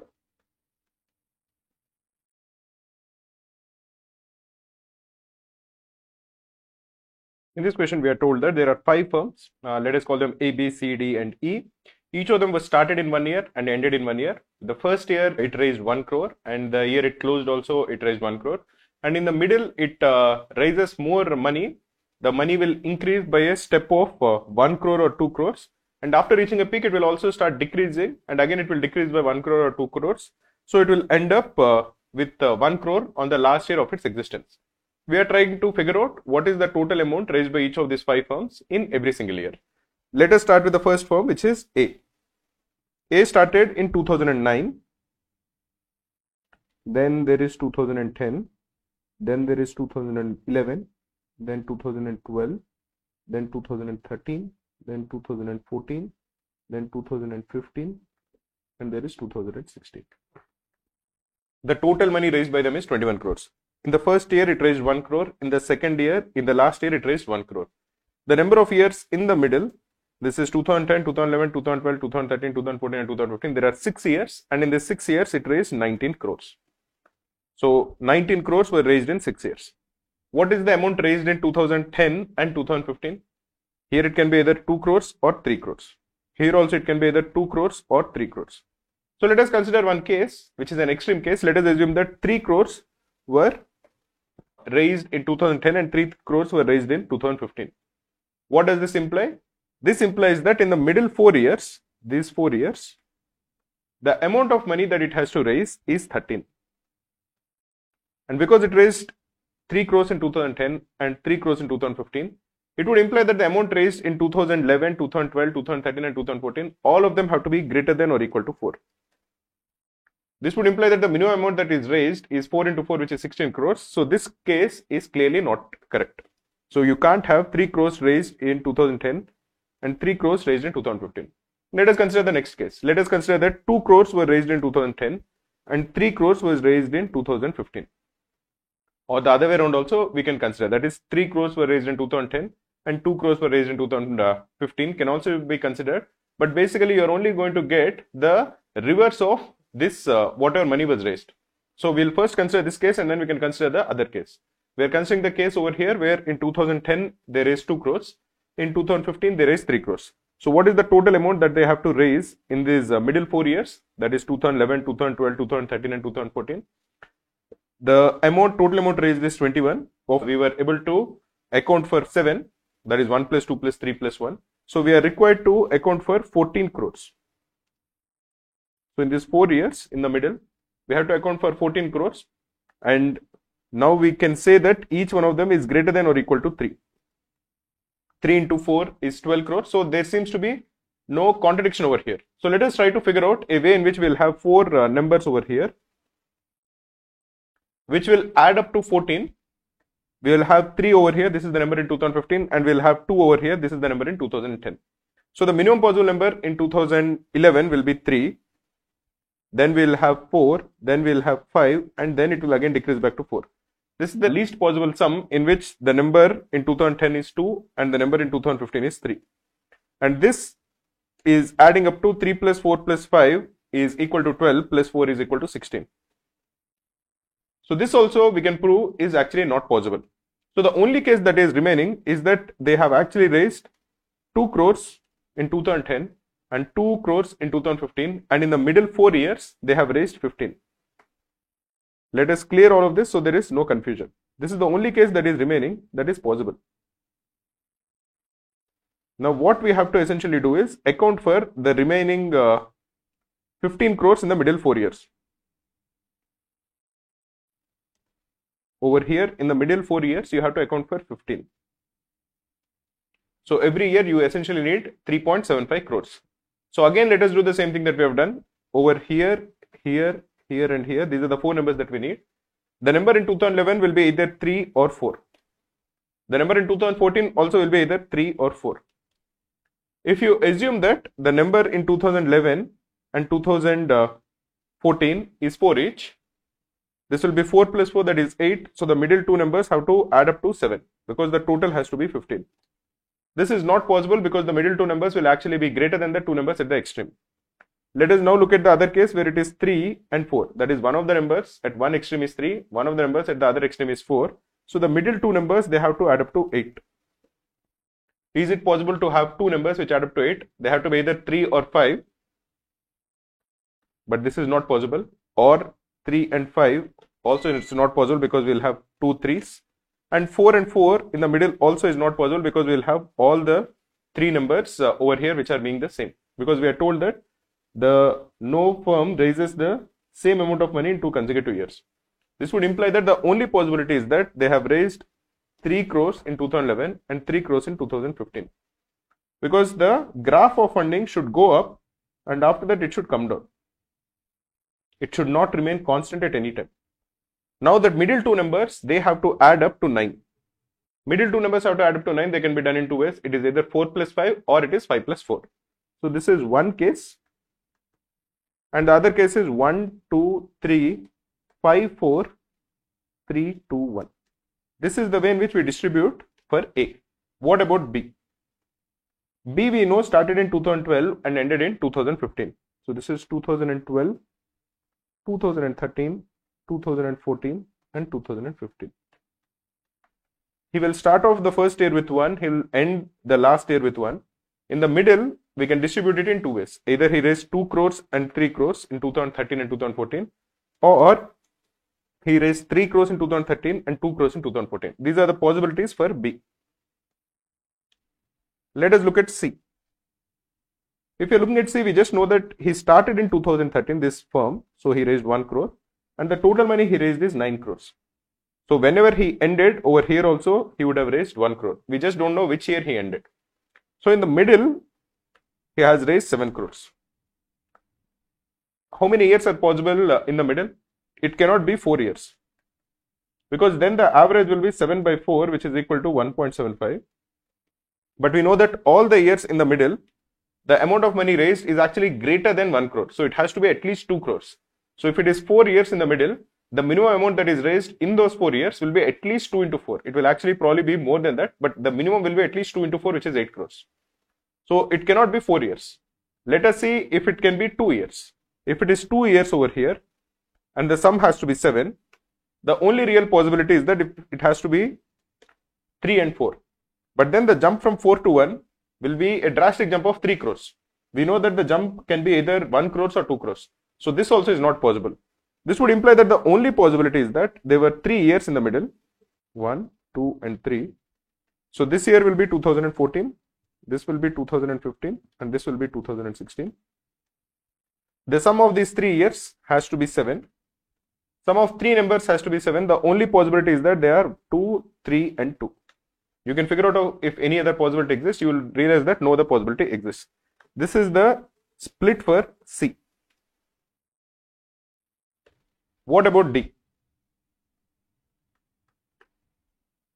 For D, it started in 2011 and it ended in 2015, 2012, 2013, 2014 and 2015.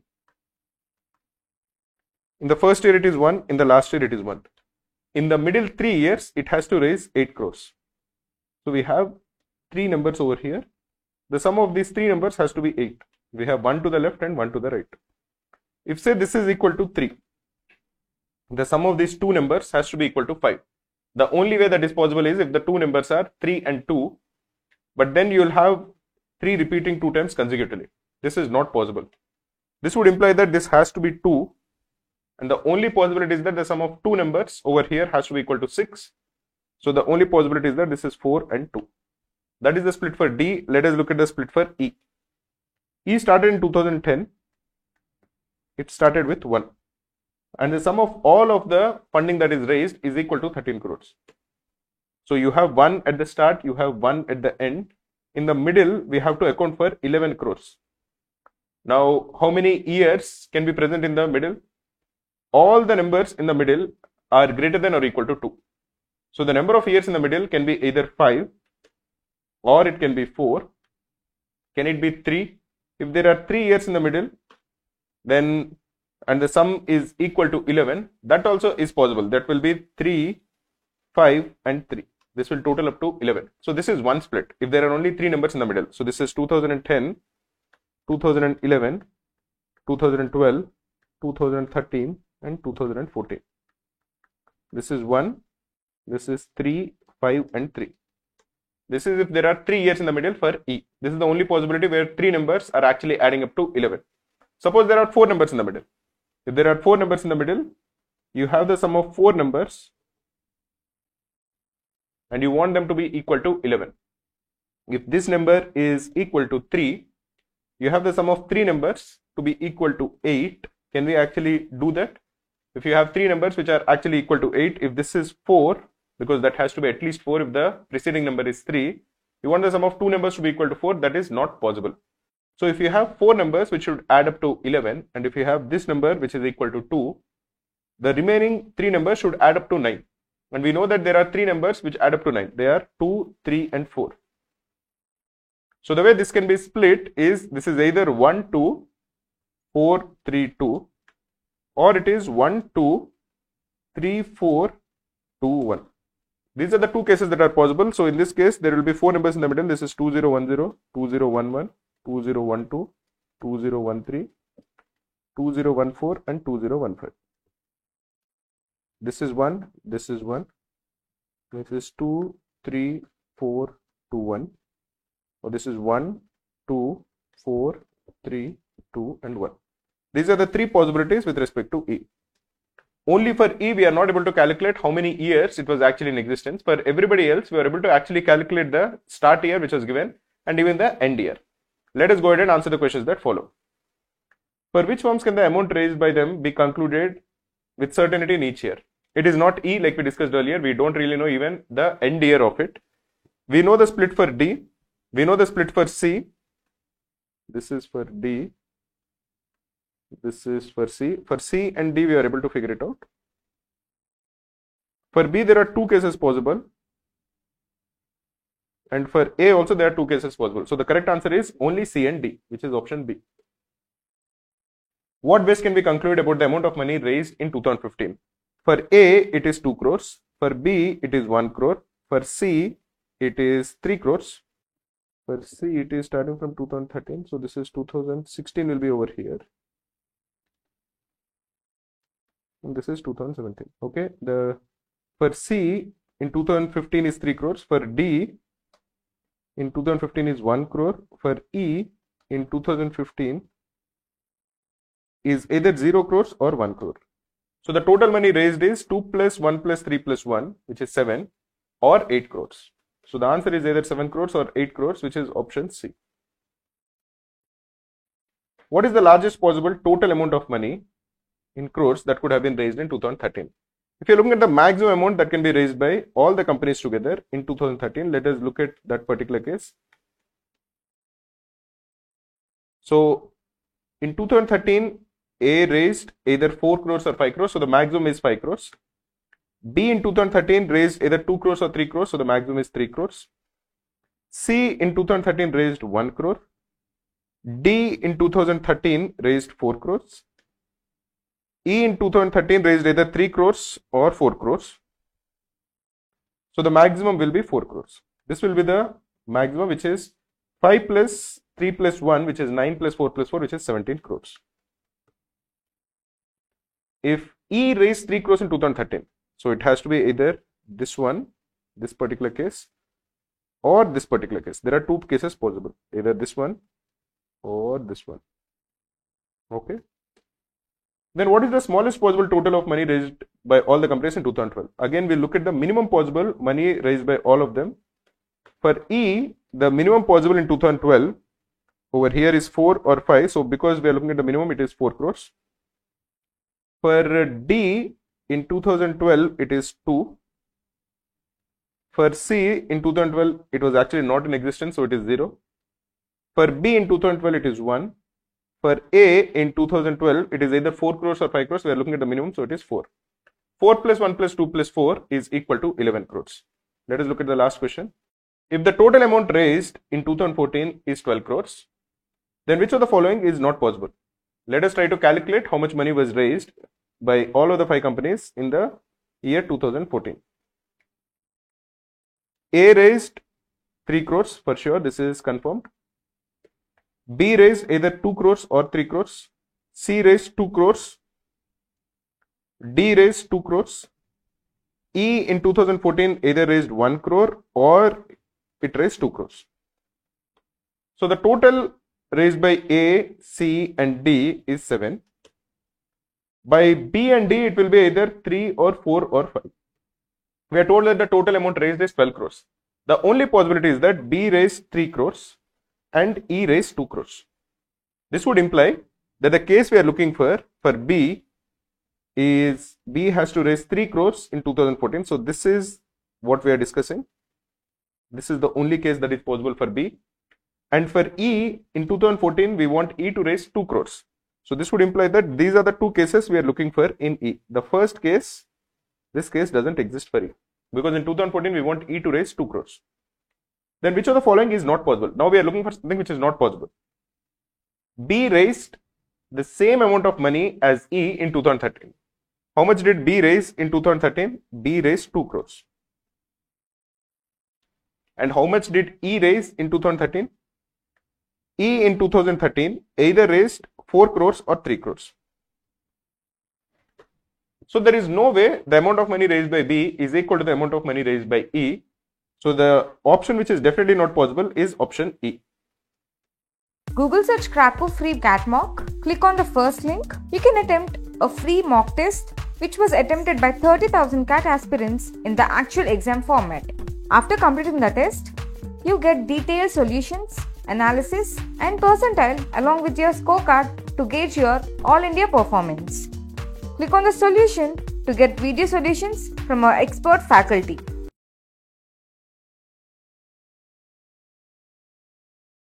In this question, we are told that there are 3 participants, Akhil, Bimal and Chatur, let us call them A, B, C. They have participated in a random draw competition on 5 days, and in each day they secured a score which is from 1 to 9. Now we have been given some information, and based on this information we have to figure out which person got which score on which day. So let us first draw a table. The table is going to have 4 rows and it will have 6 columns. It will be something like this.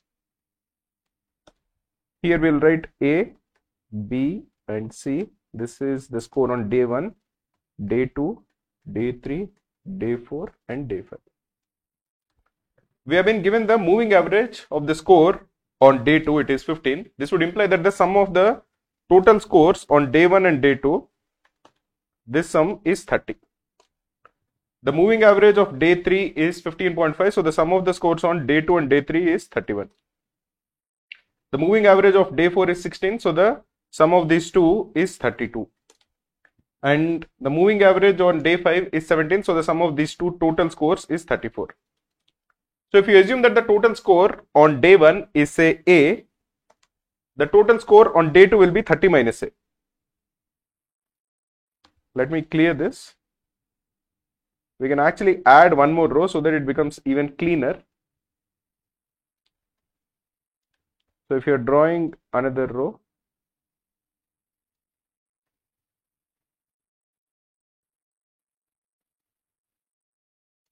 this will represent the total.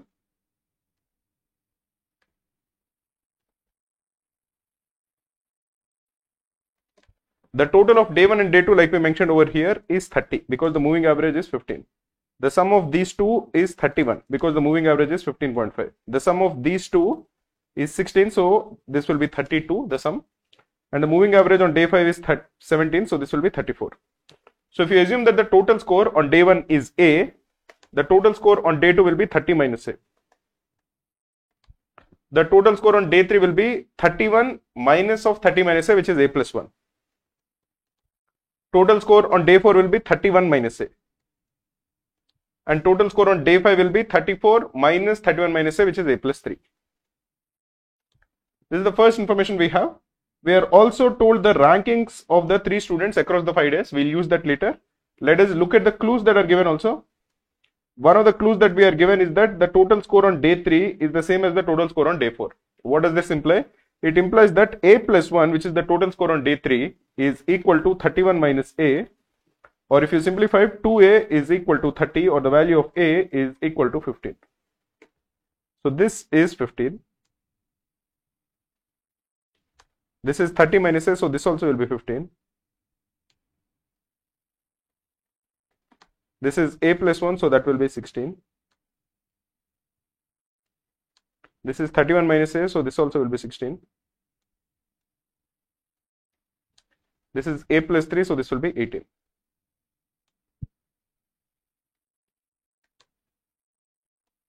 Once we are done with this, let us look at the clues that we have used up. The clues that we have used up are, this clue is completely used up. We are told that Chatur scores are always in multiples of 3. So Chatur scores, that is, this will be either 3 or 6 or 9. These are the only 3 multiples of 3 between 1 and 9. His score on day 2 is the unique highest. So this score is the unique highest score in the competition. So most likely this will be 9. Can we say for sure that it is equal to 9? It is either 3 or 6 or 9. His score on day 2 is the unique highest. So most likely it is either 6 or 9. But we can actually say that this is 9. Why can we say that this is not equal to 6? Because if say this is equal to 6, then every number which is in all the remaining cells have to be less than 6. Because this is the unique highest score. If it is less than 6, let us look at the scores in D5. The sum of these 3 scores is 18. If all of them are less than 6, the sum will not be equal to 18. So at least one of the scores has to be greater than 6. And using that fact, we can conclude that the highest score of Chatur cannot be 6. Highest score of Chatur has to be equal to 9. We are also told that his minimum score is observed only on day 1. So the minimum score of Chatur will be 3 on day 1. How can we say that it is not equal to 6? Because if it is equal to 6, his score on D3, D4 and D5 will also be equal to 9. Because he got his minimum score only once, and that was on day 1. So that minimum score has to be either 3 or 6, and because he got it only once, that has to be only on day 1. This would imply that on the remaining days, he cannot get either 3 or 9. So he has to keep getting 6. Remember what we are essentially saying. He got his highest score only once. He got his lowest score also only once. And on the remaining 3 days, he has to get the same score. So his highest score will be 9, his lowest score will be 3, and on the remaining 3 days, he is getting 6. His minimum score is observed only on day 1, and it matches Akhil's score on day 4. So Akhil's score on day 4, this also is equal to 3, which is the score of Chatur on day 1. So Bimal's score on day 4 will be 7, which is 16 minus 6 minus 3. Bimal's scores are the same on day 1 and day 3. Bimal's scores, if this is equal to x, on day 3 this also is equal to x. Can we figure out what is the value of x? If you are looking at the rankings over here, in day 3, Chatur got the highest, which is actually equal to 6, and the score of Bimal and Akhil is the same. If Bimal scored x on day 3, Akhil also will score x. So 2x plus 6 will be equal to 16, or the value of x will be equal to 5. So we can conclude that x is equal to 5. So this is equal to 5. This is equal to 5. This also will be equal to 5. Therefore, Akhil's score on day 1 will be equal to 7. Now we are left with the scores of Akhil and Bimal on D2 and D5. What is the score of Akhil on D2? The sum of the score of Akhil and Bimal will be equal to 6, because Chatur scored 9. And amongst these two, Akhil scored higher. Akhil's rank was 2, Bimal's rank was 3 on day 2. This would imply that Akhil scored either 4 or 5. And in both of those cases, Bimal would have scored 2 or 1. Similarly, if you're looking at D5, Bimal scored highest. He actually scored higher than Chatur. And the score of Akhil plus Bimal will be equal to 18 minus 6, which is equal to 12. So Bimal either scored 7 or 8. In which case, Akhil scored either 5 or 4. Why can't Bimal score 9? Bimal can't score 9 because the highest score has been achieved by Chatur on day 2 and that is the unique highest score. So Bimal cannot score 9 on any of the days. Similarly, Akhil cannot score 9 on any of the days. These are the cases that are possible. If you think about it, there are 4 cases possible. 4 and 5 scored by Akhil on day 2 and 4 and 5 scored by Akhil on day 5. With this information, let us go ahead and answer the questions that follow. What is Akhil's score on day 1? Akhil's score on day 1 is 7. Who attains the maximum total score? The maximum total score of Chatur, we can actually calculate the score of Chatur. It is 3 plus 9 plus 6 plus 6 plus 6. This is 18 plus 12, which is 30. What is the total score of all of them? That also can be calculated. It is 15 plus 15 plus 16 plus 16 plus 18. 15 plus 15 is 30 plus 32 is 62 plus 18 is 80. The total score is 80. So the score of Akhil plus the score of Bimal will be equal to 50. We can also individually calculate the ranges for Akhil. Akhil scored 7 plus 5 plus 3 on 3 days for sure. That is equal to 7 plus 5 plus 3 is 15. And here he scored 4 or 5 and 4 or 5. So in D2 and D5, Akhil will score either 8, which is 4 plus 4, or 9, which is 4 plus 5, or 10, which is 5 plus 5. We don't know Akhil scores on D2 and D5. But on the remaining 3 days, Akhil scored 7 plus 5 plus 3, which is equal to 15. So Akhil's overall score is 23 or 24 or 25. Similarly for Bimal, on 3 days, we know his exact score. This is 5 plus 7, which is equal to 17. And on D2 and D5, he scored 2 or 1 and 7 and 8. So his maximum will be 10, his middle will be 9 and his minimum will be 8. So his total score is either 25 or 26 or 27. But again, we know that the sum of the score of Akhil and Bimal in each of these cases will add up to 50. That also is known. We just don't know how much Akhil scored in total, how much Bimal scored in total. But we know that Akhil and Bimal definitely scored less than Chatur because Chatur scored a total of 30. So the correct answer is option D. What is the minimum possible total score for Bimal? The minimum possible total score for Bimal is 25. If the total score of Bimal is a multiple of 3, it has to be equal to 27. If that is equal to 27, it would imply that he scored 8 on day 5 and 2 on day 2. This would imply that Akhil scored 4 on day 2 and 4 on day 5. What is Akhil's score on day 2? It is equal to 4. If Akhil attains a total score of 24, okay, if Akhil attains a total score of 24, okay, over here, what is the total score of Bimal? The total score of Bimal will be 26. How can we say that? Because we know that the total score of Akhil plus the total score of Bimal is 50. If Akhil is getting 24, Bimal has to get 26. That is the easiest way to do it because we know that the total score of everybody is 80. This is 15 plus 15 plus 16 plus 16 plus 18. We definitely know that Chatur scored 30. So the sum of the scores of Akhil and Bimal will be equal to 50. If Akhil scored 24, Chatur scored 26. So the answer for this question is 26.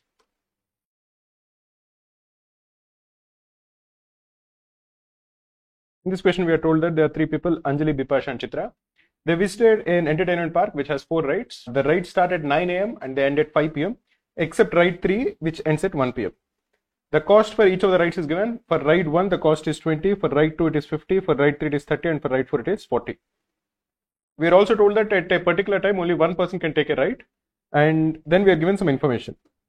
Using this information, we have to figure out at what time each of the 3 people took which ride.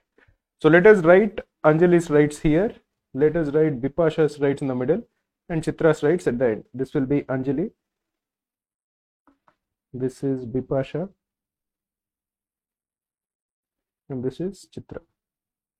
Now we are told that Chitra never waited in a queue and completed her visit by 11 AM after spending 50 rupees in the ticket. So for Chitra, there are 2 cases possible. Either she did only one ride from 10 to 11 and that is ride 2 which cost 50 rupees alone, or she did 2 rides, one from 9 to 10 and another from 10 to 11, and these 2 rides are ride 1 which costs 20 and ride 3 which costs 30. So either it is 20 plus 30, which is equal to 50 rupees, or it is 50 rupees alone. These are the two possibilities with respect to Chitra. Let us look at the next clue. Anjali took ride 1 at 11 am after waiting for 30 minutes for Chitra to complete it. This gives us a lot of information. The first thing it tells us is that Anjali did her ride from 11 to 12 in ride 1.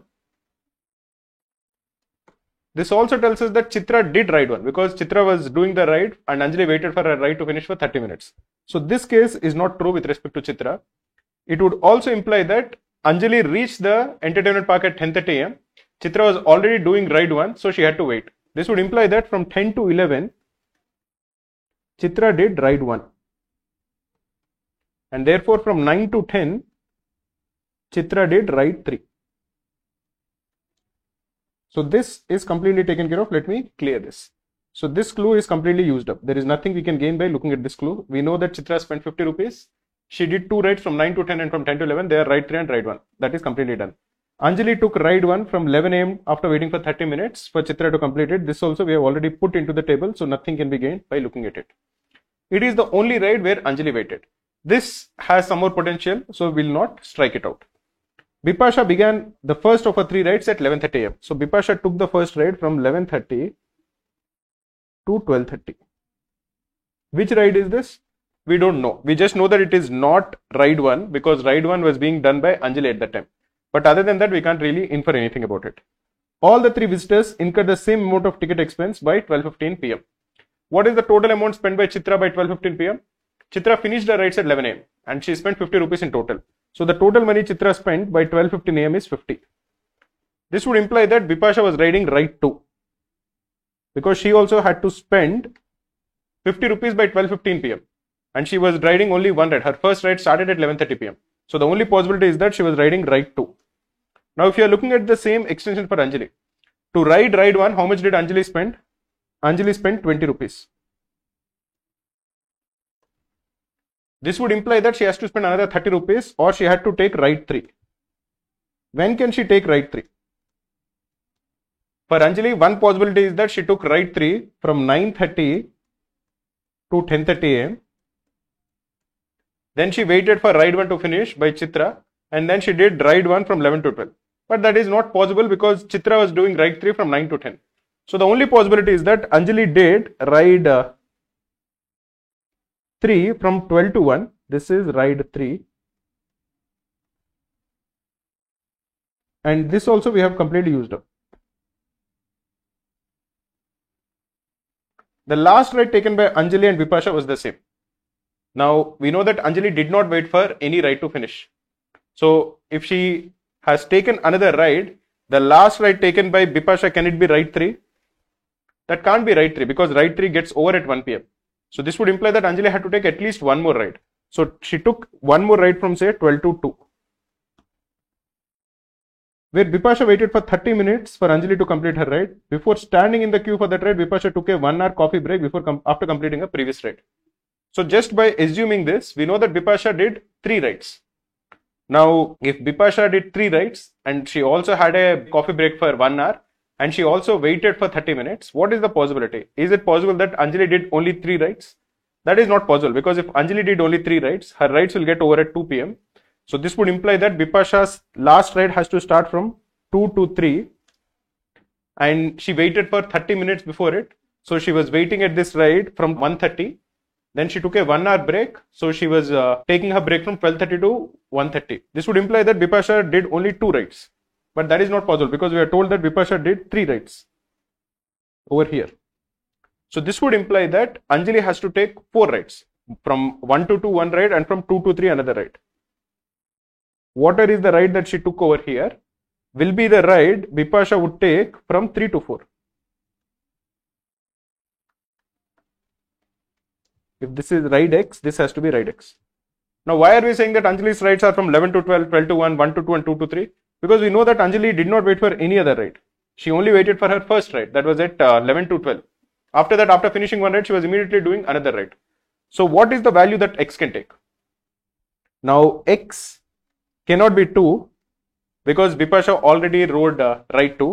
X cannot be ride 1 or ride 3 because Anjali already did ride 1 and ride 3. This would imply that X has to necessarily be ride 4. So this will be ride 4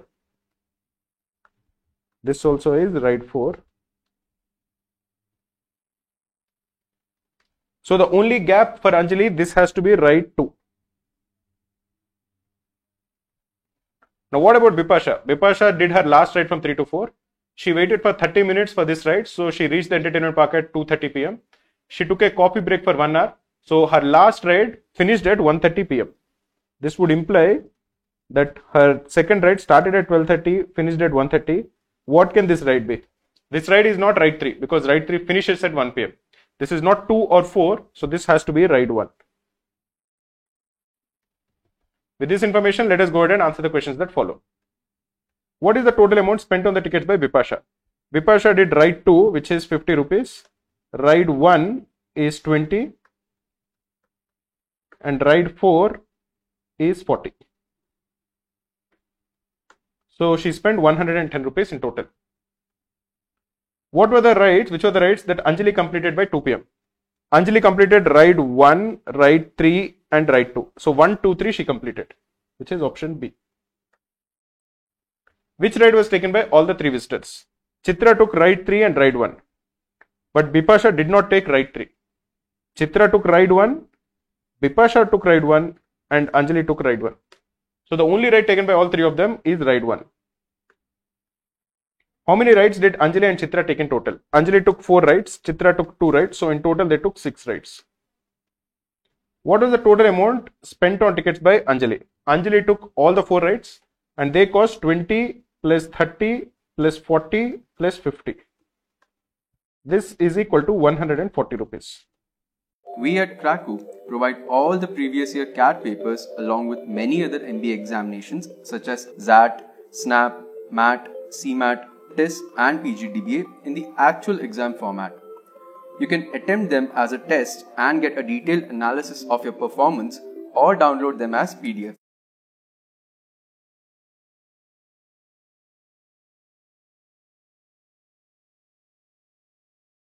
In this question, we are told that there is an air conditioner company which has 4 dealers, D1, D2, D3 and D4. Each one of them sell ACs which are of 2 types, window and split. And each of these is also of 2 different types, inverter and non-inverter. We have been given some clues.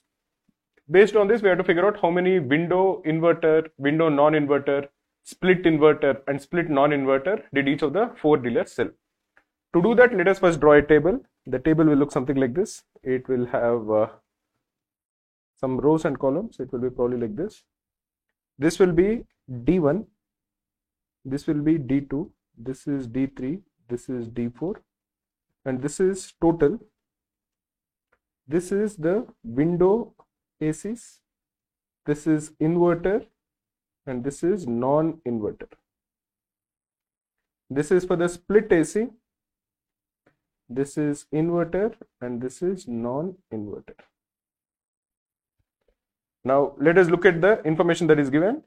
We are told that every dealer sold at least 2 window ACs. So the window AC of D1, D2, D3, all of them is greater than or equal to 2. D2, D3 and D4. D1 sold 13 inverter AC. So this would imply that if he sold P window type inverter AC, the number of split type inverter AC he sold is 13 minus P. D3 sold 5 non-inverter AC. So D3, if this is Q, the number of split non-inverter AC is 5 minus Q. We were also given some information over here. 25% were window variant. So over here, this is 25%, the window variant, and this will be the remaining 75%. This would imply that the total number of split AC sold is 3 times that of the window AC sold. So if you assume that the total number of window AC sold is A, the total number of split AC sold will be 3A. Similarly, we are told that among the inverter ACs, that is if you are looking at the window variant of inverter ACs and the split variant of inverter ACs, 20% were the window variant. So if this is 20%, this will be 80%. Or again, if you are assuming that this is equal to B, the split inverter AC will be 4B.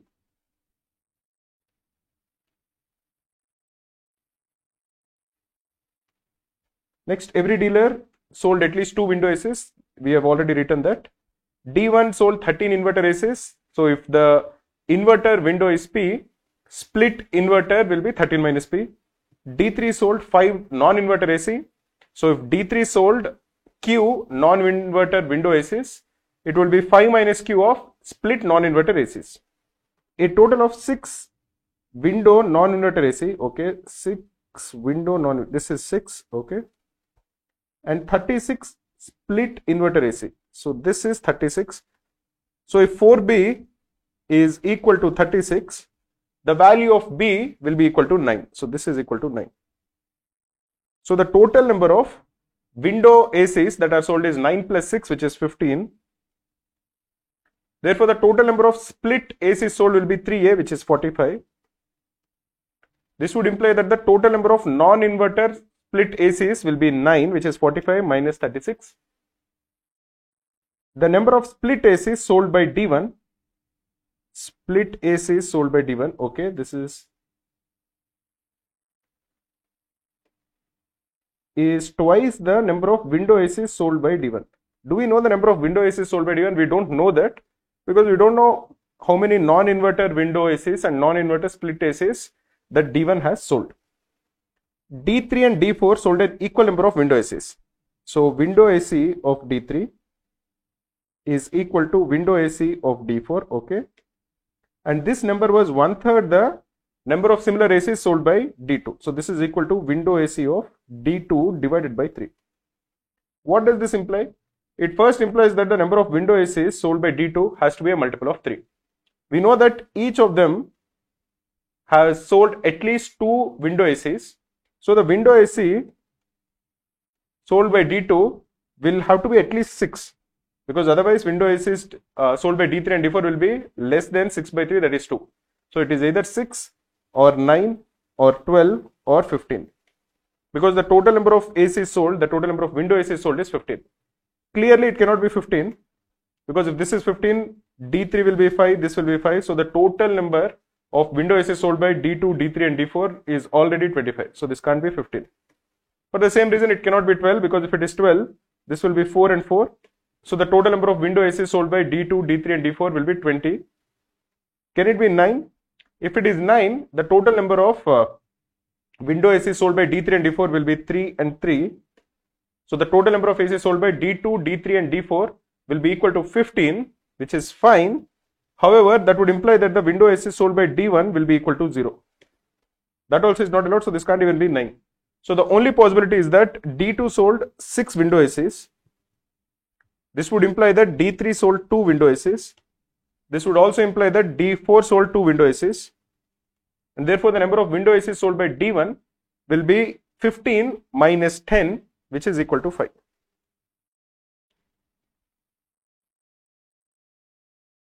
D2 and D3 were the only ones who sold window non-inverter ACs. Window non-inverter ACs were sold only by D2 and D3. So this will be 0. This will be 0 by D1 and D4. This would imply that the number of window inverter ACs sold by D4 has to be 2, because the total number of window ACs sold by D4 is 2. This would also tell us that the number of window inverter ACs sold by D1 has to be 5. So the value of P is 5, so this will be 8.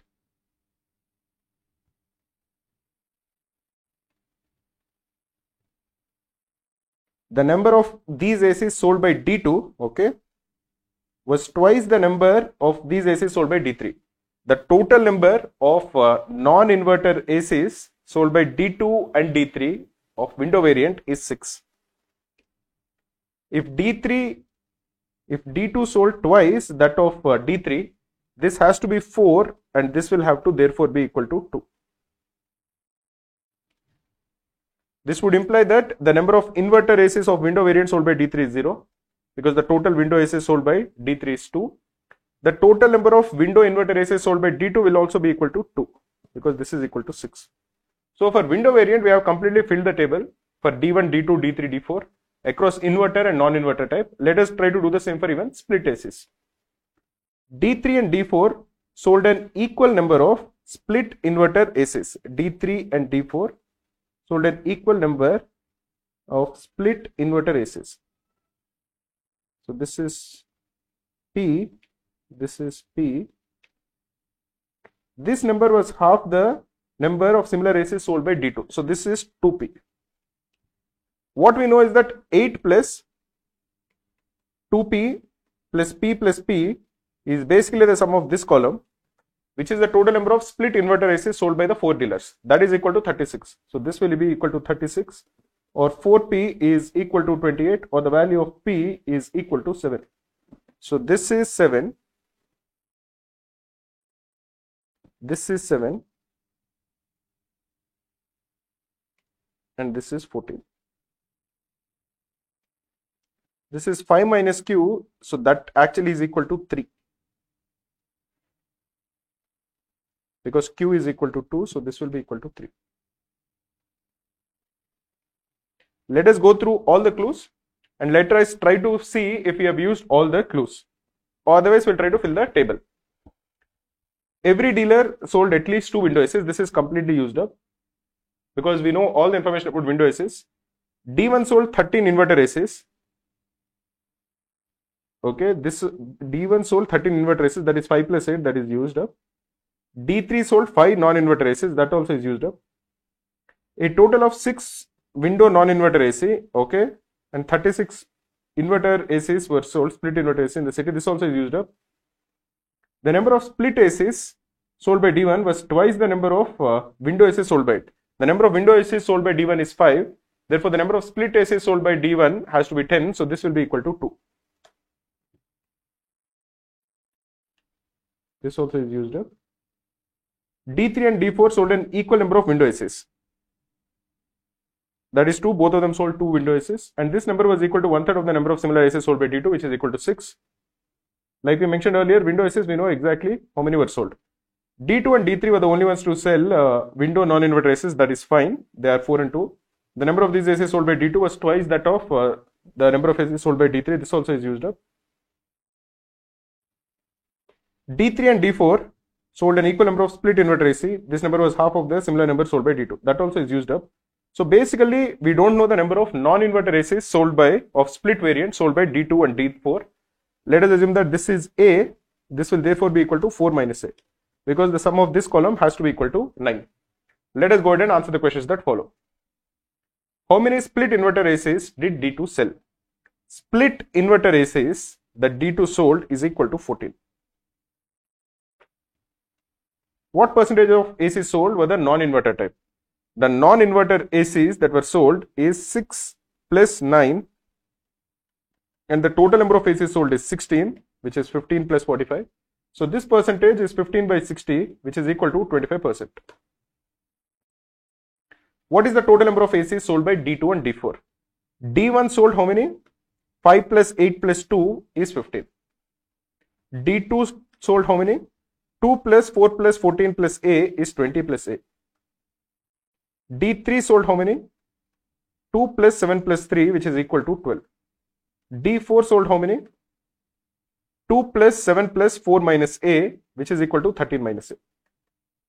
So the total number of ACs sold by D2 and D4 will be the sum of 20 plus A and 13 minus A, which is equal to 33.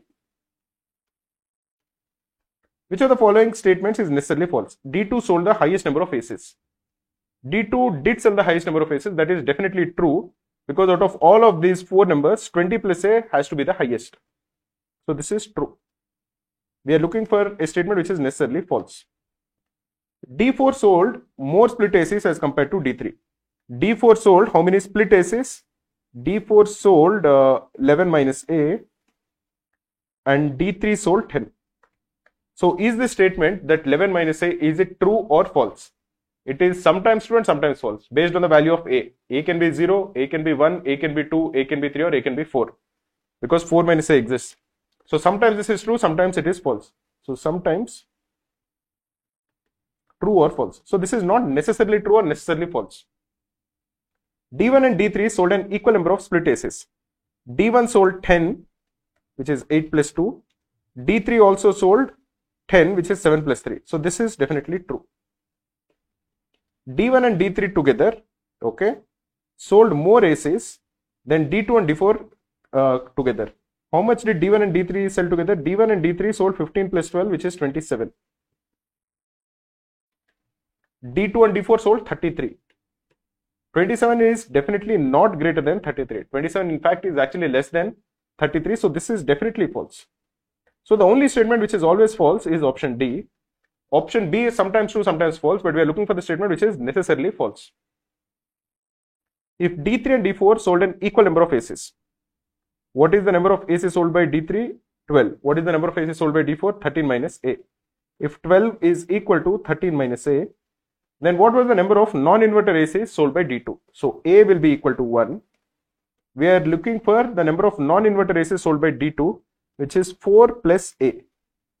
4 plus A will therefore be equal to 5, which is option B.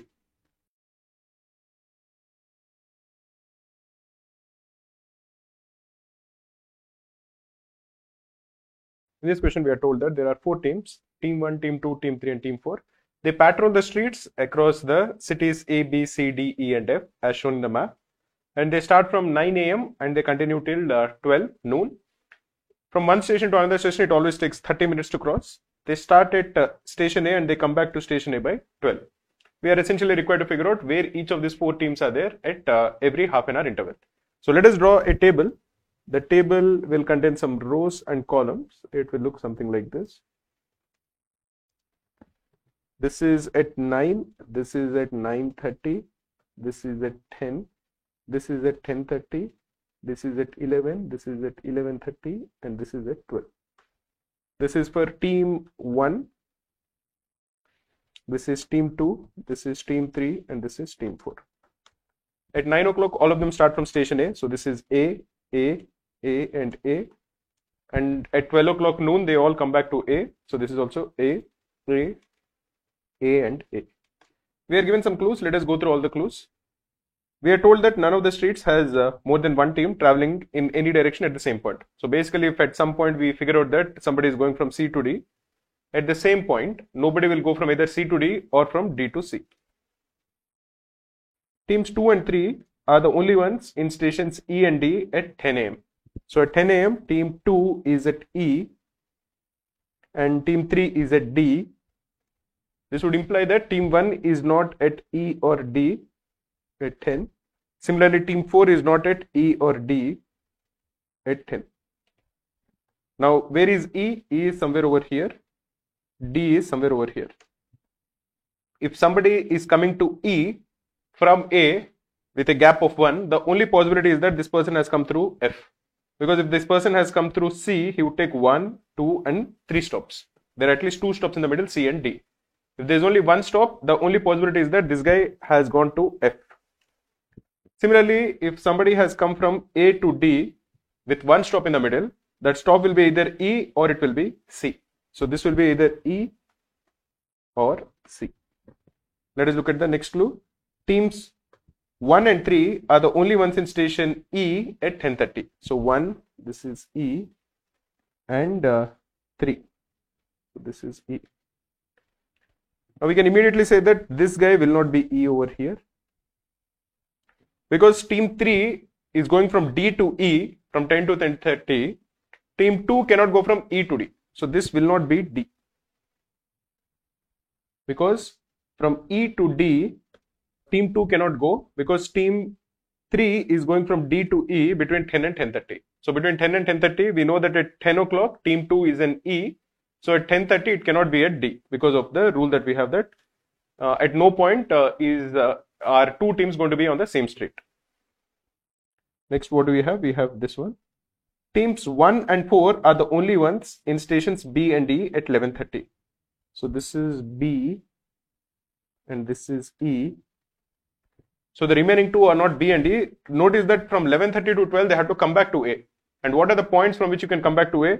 You have to be either F, or you have to be C, or you have to be B or E.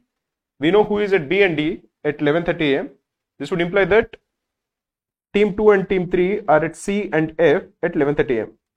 Because they have to come back to station A at 12 o'clock.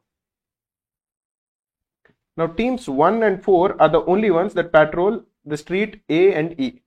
So A and E are there only over here, either team 1 or team 4.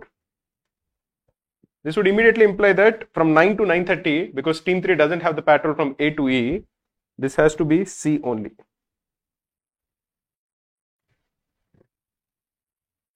Let us look at the next clue. Team 4 never passes through B, D or F. So this is not B or D or F. This is not B or F. This is not B or D or F. This is not B or D or F. Okay, B, D and F are not present in T4.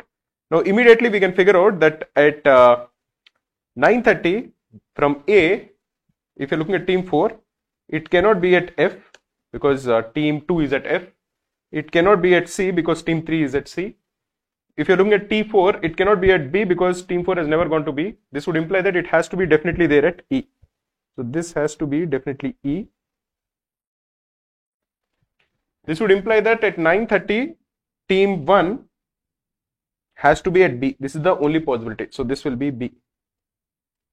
So at 10 o'clock, team 1 has to come back to A because from B there is only one connectivity which is back to A. So this has to be A. From A they went to E, and from E they have to come back to B. So they are at E at 10:30, they are at B at 11:30. What is the only possibility? If there is only one stop between E and B, that has to be A. So they have to be at A at 11 o'clock. So for team 1 we are completely done. We have figured out all the stations that team 1 has encountered. We can also figure out the same for team 4 because you can see that there are a lot of stations they haven't gone to, team 4. So team 4 at 9:30 AM they are at E. So at 10 o'clock they'll either be at A or D or F. But team 4 has never gone to D or F. So this has to definitely be A.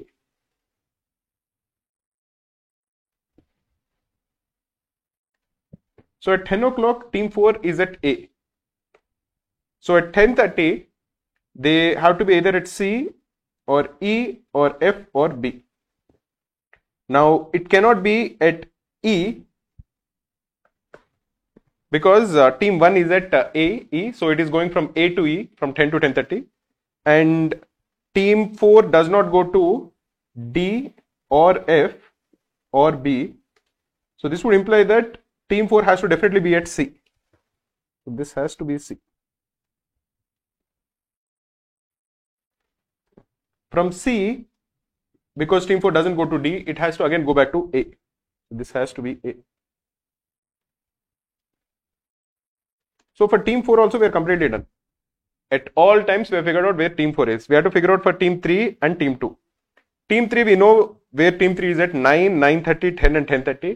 At 10:30 AM it is at E. And at 11:30 AM it is either at C or at F. Now is it possible for somebody to go from E to F with one stop in the middle? The only possibility is that if they go from E to A and from A to F. But you notice that team 3 does not go through AE. So this doesn't exist. If this doesn't exist, for somebody from team 3 to go from E to F in one stop in the middle is not possible.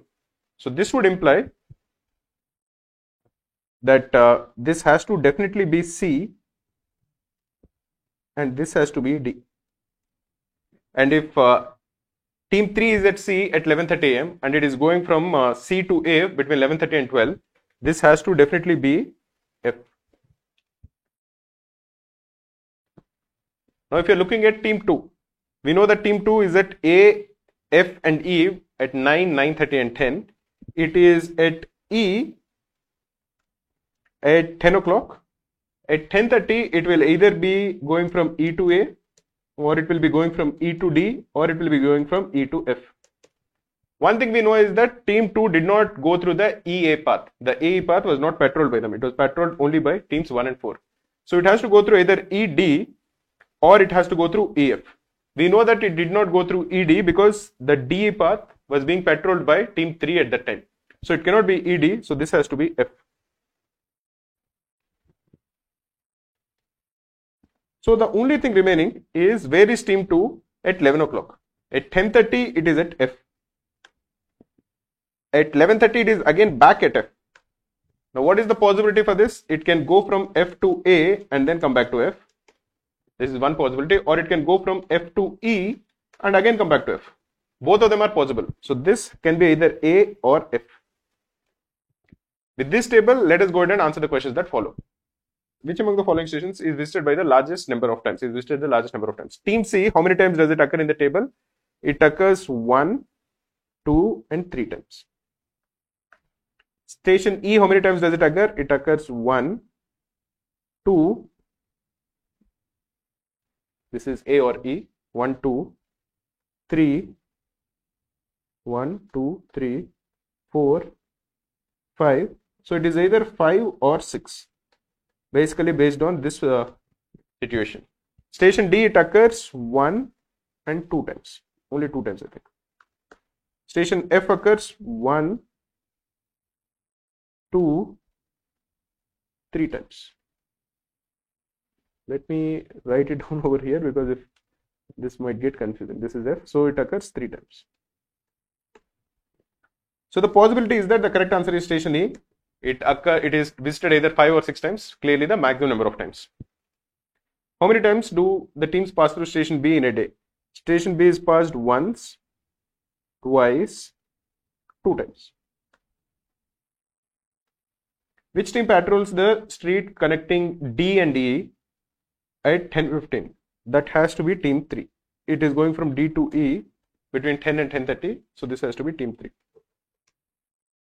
How many times does team 4 pass through station E in a day? Team 4 passes through E once and twice. How many teams pass through station C in a day? Station C is passed by team 3 and by team 4. Team 3 passes 2 times and team 4 passes once. These are the only 2 teams which pass through station C. So the correct answer is 2 teams.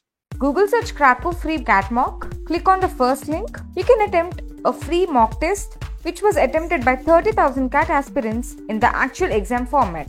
After completing the test, you get detailed solutions, analysis and percentile along with your scorecard to gauge your All India performance.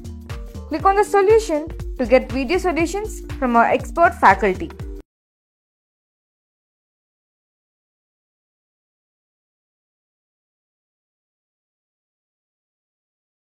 In this question, we are told that there is a coaching class in which some students register online, some of them register offline, and we get the total number of registrations. Nobody registers online and offline, so the total number of registrations is the sum of online plus offline. We need to calculate the number of online, offline and total registrations across the 5 months from January to May. So let us first draw a table. The table will look something like this. It will have 5 rows and 4 columns. It will be something like this. This is January. This is February, this is March, this is April, and this is May. This is the online registrations, this is the offline registrations, and this is the total. What do we know about online and offline registrations? Across the month, we know that online registrations, offline registrations, and total, we are given the median and mean and minimum and maximum. We are not given the mean, we are given the minimum, maximum and median of online, offline and total. For online, the minimum is 40. So we have 40 over here. The maximum is 100. So we have 100 over here. And we have median which is 80. So 80 will be here. So the remaining 2 months, one of them will be less than or equal to 80 and greater than or equal to 40. So it will lie between 40 and 80. And the other one will lie between 80 and 100. So the other one will be 80, 90 or 100. For offline, the minimum is 30, the maximum is 80 and the median is 50. So we'll have one number over here between 30 and 50. So it can be either 30 or 40 or 50. One number will be over here. So that will be either 50 or 60 or 70 or 80. For total, we are told that the minimum is 110, the maximum is 130 and the median is 120. So one number will be between 110 and 120. So it will be either 110 or 120, and one number will be over here, which is between 120 and 130. So it can be either 120 or 130. This is the information that is given. Let us look at the clues that are given. Every month, both online and offline registrations are multiples of 10 that we already know. in January, the number of offline registrations was twice that of online registrations. So over here, this will be 2A and this will be A. And the total will be equal to 3A. If you're looking at the total, the only way you get a multiple of 3, because the total is either 110 or 120 or 130, is if that number is 120. So over here, we'll get 120 as the total. This will be 40 and this will be 80.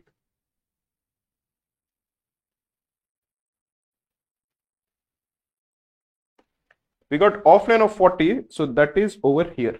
So the only number that is remaining in offline will be the number that lies between 50 and 80, both of them included. So it can be either 50 or 60 or 70 or 80. We are told that in April, the number of online registrations was twice that of offline registrations. Okay, 1 second. I think we made a mistake over here. Here we are told that the number of in January, number of offline registrations was twice that of online registrations. So this has to be 80 and this will be 40. Similarly, in April, it was the other way around. The number of online registrations was twice that of offline registrations. So if you assume that this is 2A and this is A, again we are getting this to be 3A, which is a multiple of 3. The only multiple of 3 between 110 and 130, which is also a multiple of 10, is 120. So this has to be 120. So this will be 40 and this will be 80. What else do we know? The number of online registrations in March was the same as the number of offline registrations in February. So if this you assume to be A, this also is A. The number of online registrations in March is equal to the number of offline registrations in February. The number of online registrations was largest in May.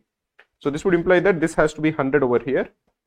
And because we want the total to be less than or equal to 130, the number of offline has to be 30 over here. Because if it is 40 or 50 or 80, the total will be 100 plus that, which is greater than 130. And this will be 130. By going through the clues for the first time, this is what we are able to fill out in the table. So if you're looking at the online, offline and total that is filled up, we filled up 40 in online. This 40 is filled up. We filled up an 80 in online. This 80 is filled up. We filled up a 100 in online. In online, what did we fill up? We filled up an 80. This one we filled up. We filled up a 40. This one we filled up. We filled up a 30. The two numbers that are yet to be filled up is this 50 and this number which lies between 50 and 80. So the value that A can take will be either 50 or 60 or 70 or 80. Now we have a number over here which is the value of Y. Let this be equal to Y and let this be equal to Z. What are the values that Y can take? If you are looking at online numbers, we filled up a 40. We filled up a 80. We filled up a 100. This A that we are talking about lies between 50 and 80. So this will be where A will come. A will be the number which is less than or equal to 80. And this will be the place where Y will come. This Y over here, that will lie between 80 and 100. So A will be either 50 here or 60 here or 70 here or 80 here. And Y will be either 80 or 90 or 100. So Y will be 80 or 90 or 100. This is as far as the online segment is concerned. Why exactly are we saying that A will be either 50 or 60 or 70 or 80? Because if you are looking at the offline number over here, we have figured out 80, we have figured out 40, we have figured out 30. There are only two numbers left. They are A and Z, and both of them will lie between 50 and 80. This is where A and Z will lie. So A will be either 50 or 60 or 70 or 80. So in online also there is an A, so that will be over here. So this number has to be Y. But one thing that you have to remember is A plus Y is the total for February. Now A plus Y is definitely less than or equal to 130 because the total is either 110 or 120 or 130. The smallest possible value of A plus Y will be over here. If A is the minimum possible, which is 50, and Y is the minimum possible, which is 80. So A will be over here 50, Y will be 80, this also is 50, and 80 plus 50 is 130. What is the value of Z? The value of Z has to be 60 because the minimum value of the total of 110 did not occur in this table. We got two 120s, we got two 130s, but the minimum value of 110 did not occur, so this has to be 110. This would imply that this Z has to be 60. Let us look at the questions that follow. What is the total number of registrations in April? The total number of registrations in April is 120. What is the number of online registrations in January? The number of online registrations in January is 40. Which of the following statements can be true? The number of offline registrations was smallest in May. The number of offline registrations was smallest in May. This is true. The total number of registrations was smallest in February. This is not true. The total number of registrations was smallest in March. So only one is true. What best can be concluded about the number of offline registrations in February? The number of offline registrations in February is equal to 50. Which pair of months definitely had the same total number of registrations? January and April. January is 120, April is 120. So yes, they had the same number of total registrations. February and May. February had 130, May had 130. So they also had the same number of registrations. So both 1 and 2 will be the answer.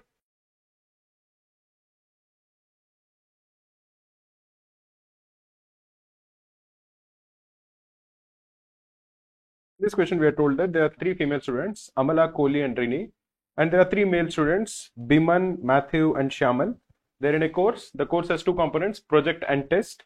Project is done in a group of 1 male and 1 female, and both of them get the same score in project. In test, all of them are marked individually. Project is given some weightage, test is given some weightage. The sum of these 2 weightages is equal to 1, and based on it, we are getting an aggregate score for the 6 people. So let us first draw a table. The table will have some rows and it will have some columns. It will look something like this. Here we will have the 3 female students, Amala, Kohli and Rini. And we have the 3 male students, Biman, Matthew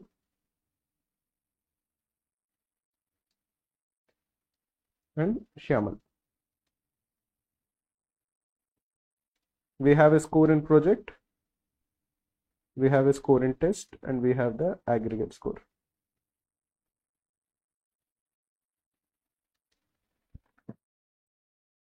The sum of the weights of the project and the test will be equal to 1. The projects are done in groups of 2, with each group consisting of a male student and a female student, and both the group members get the same score in the project. The minimum and maximum and the average of both the project and test scores were equal. They are 40, 80 and 60. In project, there are 3 groups and there are 3 marks because both the students who are part of the group get the same marks. If you are told that the minimum is 40, it would mean that 2 people got 40. 1 man and 1 woman. The highest is 80, so 2 people got 80, 1 man and 1 woman, that project got 80. And the average is 60, which would essentially imply that the third team got 60 in the project. In test, we are told that the lowest is 40, the highest is 80, and we have 4 more scores. The total average is 60. So the total marks scored by the 6 people is 6 into 60, which is 360. Out of which we are able to account for 140 and 180. So we need to account for a remaining of 240. The test scores of all the students were multiples of 10. 4 of them were distinct and the remaining 2 were equal to the average test scores. The average test score is 60. This would imply that 2 people scored 60. So we have 140, 2 60s and 180. So if you subtract 2 60s, the sum of the remaining 2 will be equal to 120. And both of them are multiples of 10 and both of them have to be distinct from 40, 60, 80. The only possibility is that one of them scored 50 and the other one scored 70. These are the test scores. Amala's score in project was double that of Kohli in the same. Amala's score therefore has to be 80 and Kohli will be 40 and Rini is the other person, other woman, the only woman remaining, so she has to score 60 because this 40, 60 and 80 are the scores of 3 women. 40, 60 and 80 are the scores of 3 men also. But Kohli scored 20 more than Amala in the test. So If Amala scored A in the test, Kohli scored A plus 20. Now what are the values that A can take? This 20 difference can be either 40 and 60, or it can be 50 and 70, or it can be 60 and 80. Any one of these three cases are possible with respect to the test scores of Amala and Kohli. Yet Amala had the highest aggregate score. So the aggregate score of Amala is the highest. Shyamal scored the second highest in test. So Shyamal scored 70. If Shyamal is scoring 70, this case will not exist. Because now Amala cannot score 50 because then Kohli will have to score 70, but that is not possible because Shyamal scored 70. He scored 2 more than Kohli, but 2 less than Amala in the aggregate. So if you assume that Kohli's aggregate is P, Shyamal's aggregate is P plus 2, and Amala's aggregate is P plus 4. Biman scored the second lowest in the test. Biman scored second lowest, so Biman scored 50. So we have accounted for 50, we have accounted for 70. And the lowest in the aggregate. So this has to be lowest. Matthew scored more than Rini in project.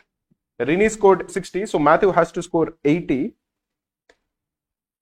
but less than her in test. So this test marks has to be lesser than Rini. Now if you look at who scored 80 in project, Amala scored 80, Matthew scored 80, but the highest aggregate belonged to Amala. This would imply that Amala has to score more than Matthew in test. If Amala scored 40 in test, there is no way she would score more than Matthew, because Amala scored 80 in project, Matthew scored 80 in project.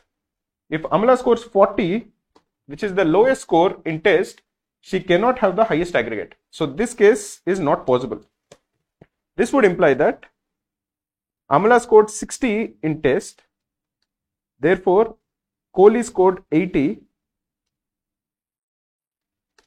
Now we have taken 160 out and we have taken 180 out. The only two numbers remaining are 40 and 60.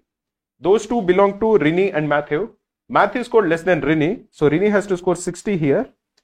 This would imply that Matthew scored 40. Using this, we can actually calculate the coefficients for project and test. How can we do that? Because the aggregate scores of Amala and Kohli differ by 4. Because if Kohli scored P in aggregate, Shyamal scored P plus 2 and Amala scored P plus 4. So if you assume that the coefficient of project is say P, the coefficient of test will be 1 minus P. So the aggregate score of Amala will be 80 into P plus 60 into 1 minus P. The aggregate score of Kohli will be 40 into P plus 80 into 1 minus P. And the aggregate score of Kohli is 4 less than that of Amala. So this plus 4 will be equal to this. You can simplify this as 40P is equal to 20 into 1 minus P plus 4. Or this would imply that 60P is equal to 24, or the value of P is equal to 0.4. So the coefficient of the project will be 0.4 and the coefficient of the test is 0.6. Using this, we can calculate the score of Shyamal in project. How can we do that? Because we know that the aggregate score of Amala is 2 more than the aggregate score of Shyamal. What is the aggregate score of Amala? Now we can calculate it. It will be 80 into 0.4 plus 60 into 0.6. This is 32 plus 36, which is equal to 68. So the aggregate score of Amala is 68. Aggregate score of Shyamal therefore will be 66, which is 2 less than that of Amala. And aggregate score of Kohli will be 2 less than that of Shyamal, which is 64. So if you assume that Shyamal scored S in project, S into 0.4 plus 70 into 0.6 is equal to 66. 70 into 0.6 is 42. So S into 0.4 is equal to 24, or the value of S is equal to 60. So this is 60, this would imply 40. We can fill out the aggregate score for the remaining people also, but we'll do it if it is necessary. Let us go ahead and answer the questions that follow. What is Rini's score in project? Rini scored 60 in project as well as test. So the answer is 60. What is the weightage of the test component? The weightage of the test component is 0.6. What is the maximum aggregate score by one of the students? The maximum aggregate score was received by Amala, that is 68. What is Matthew's score in the test? Matthew's score in the test is 40. Which of the following pairs of students were part of the same project group? Amala and Biman. Amala and Biman were not part of the same group. Amala partnered with Matthew. Kohli and Matthew. Again, Kohli and Matthew are not part of the same group because Kohli and Biman were part of the same group.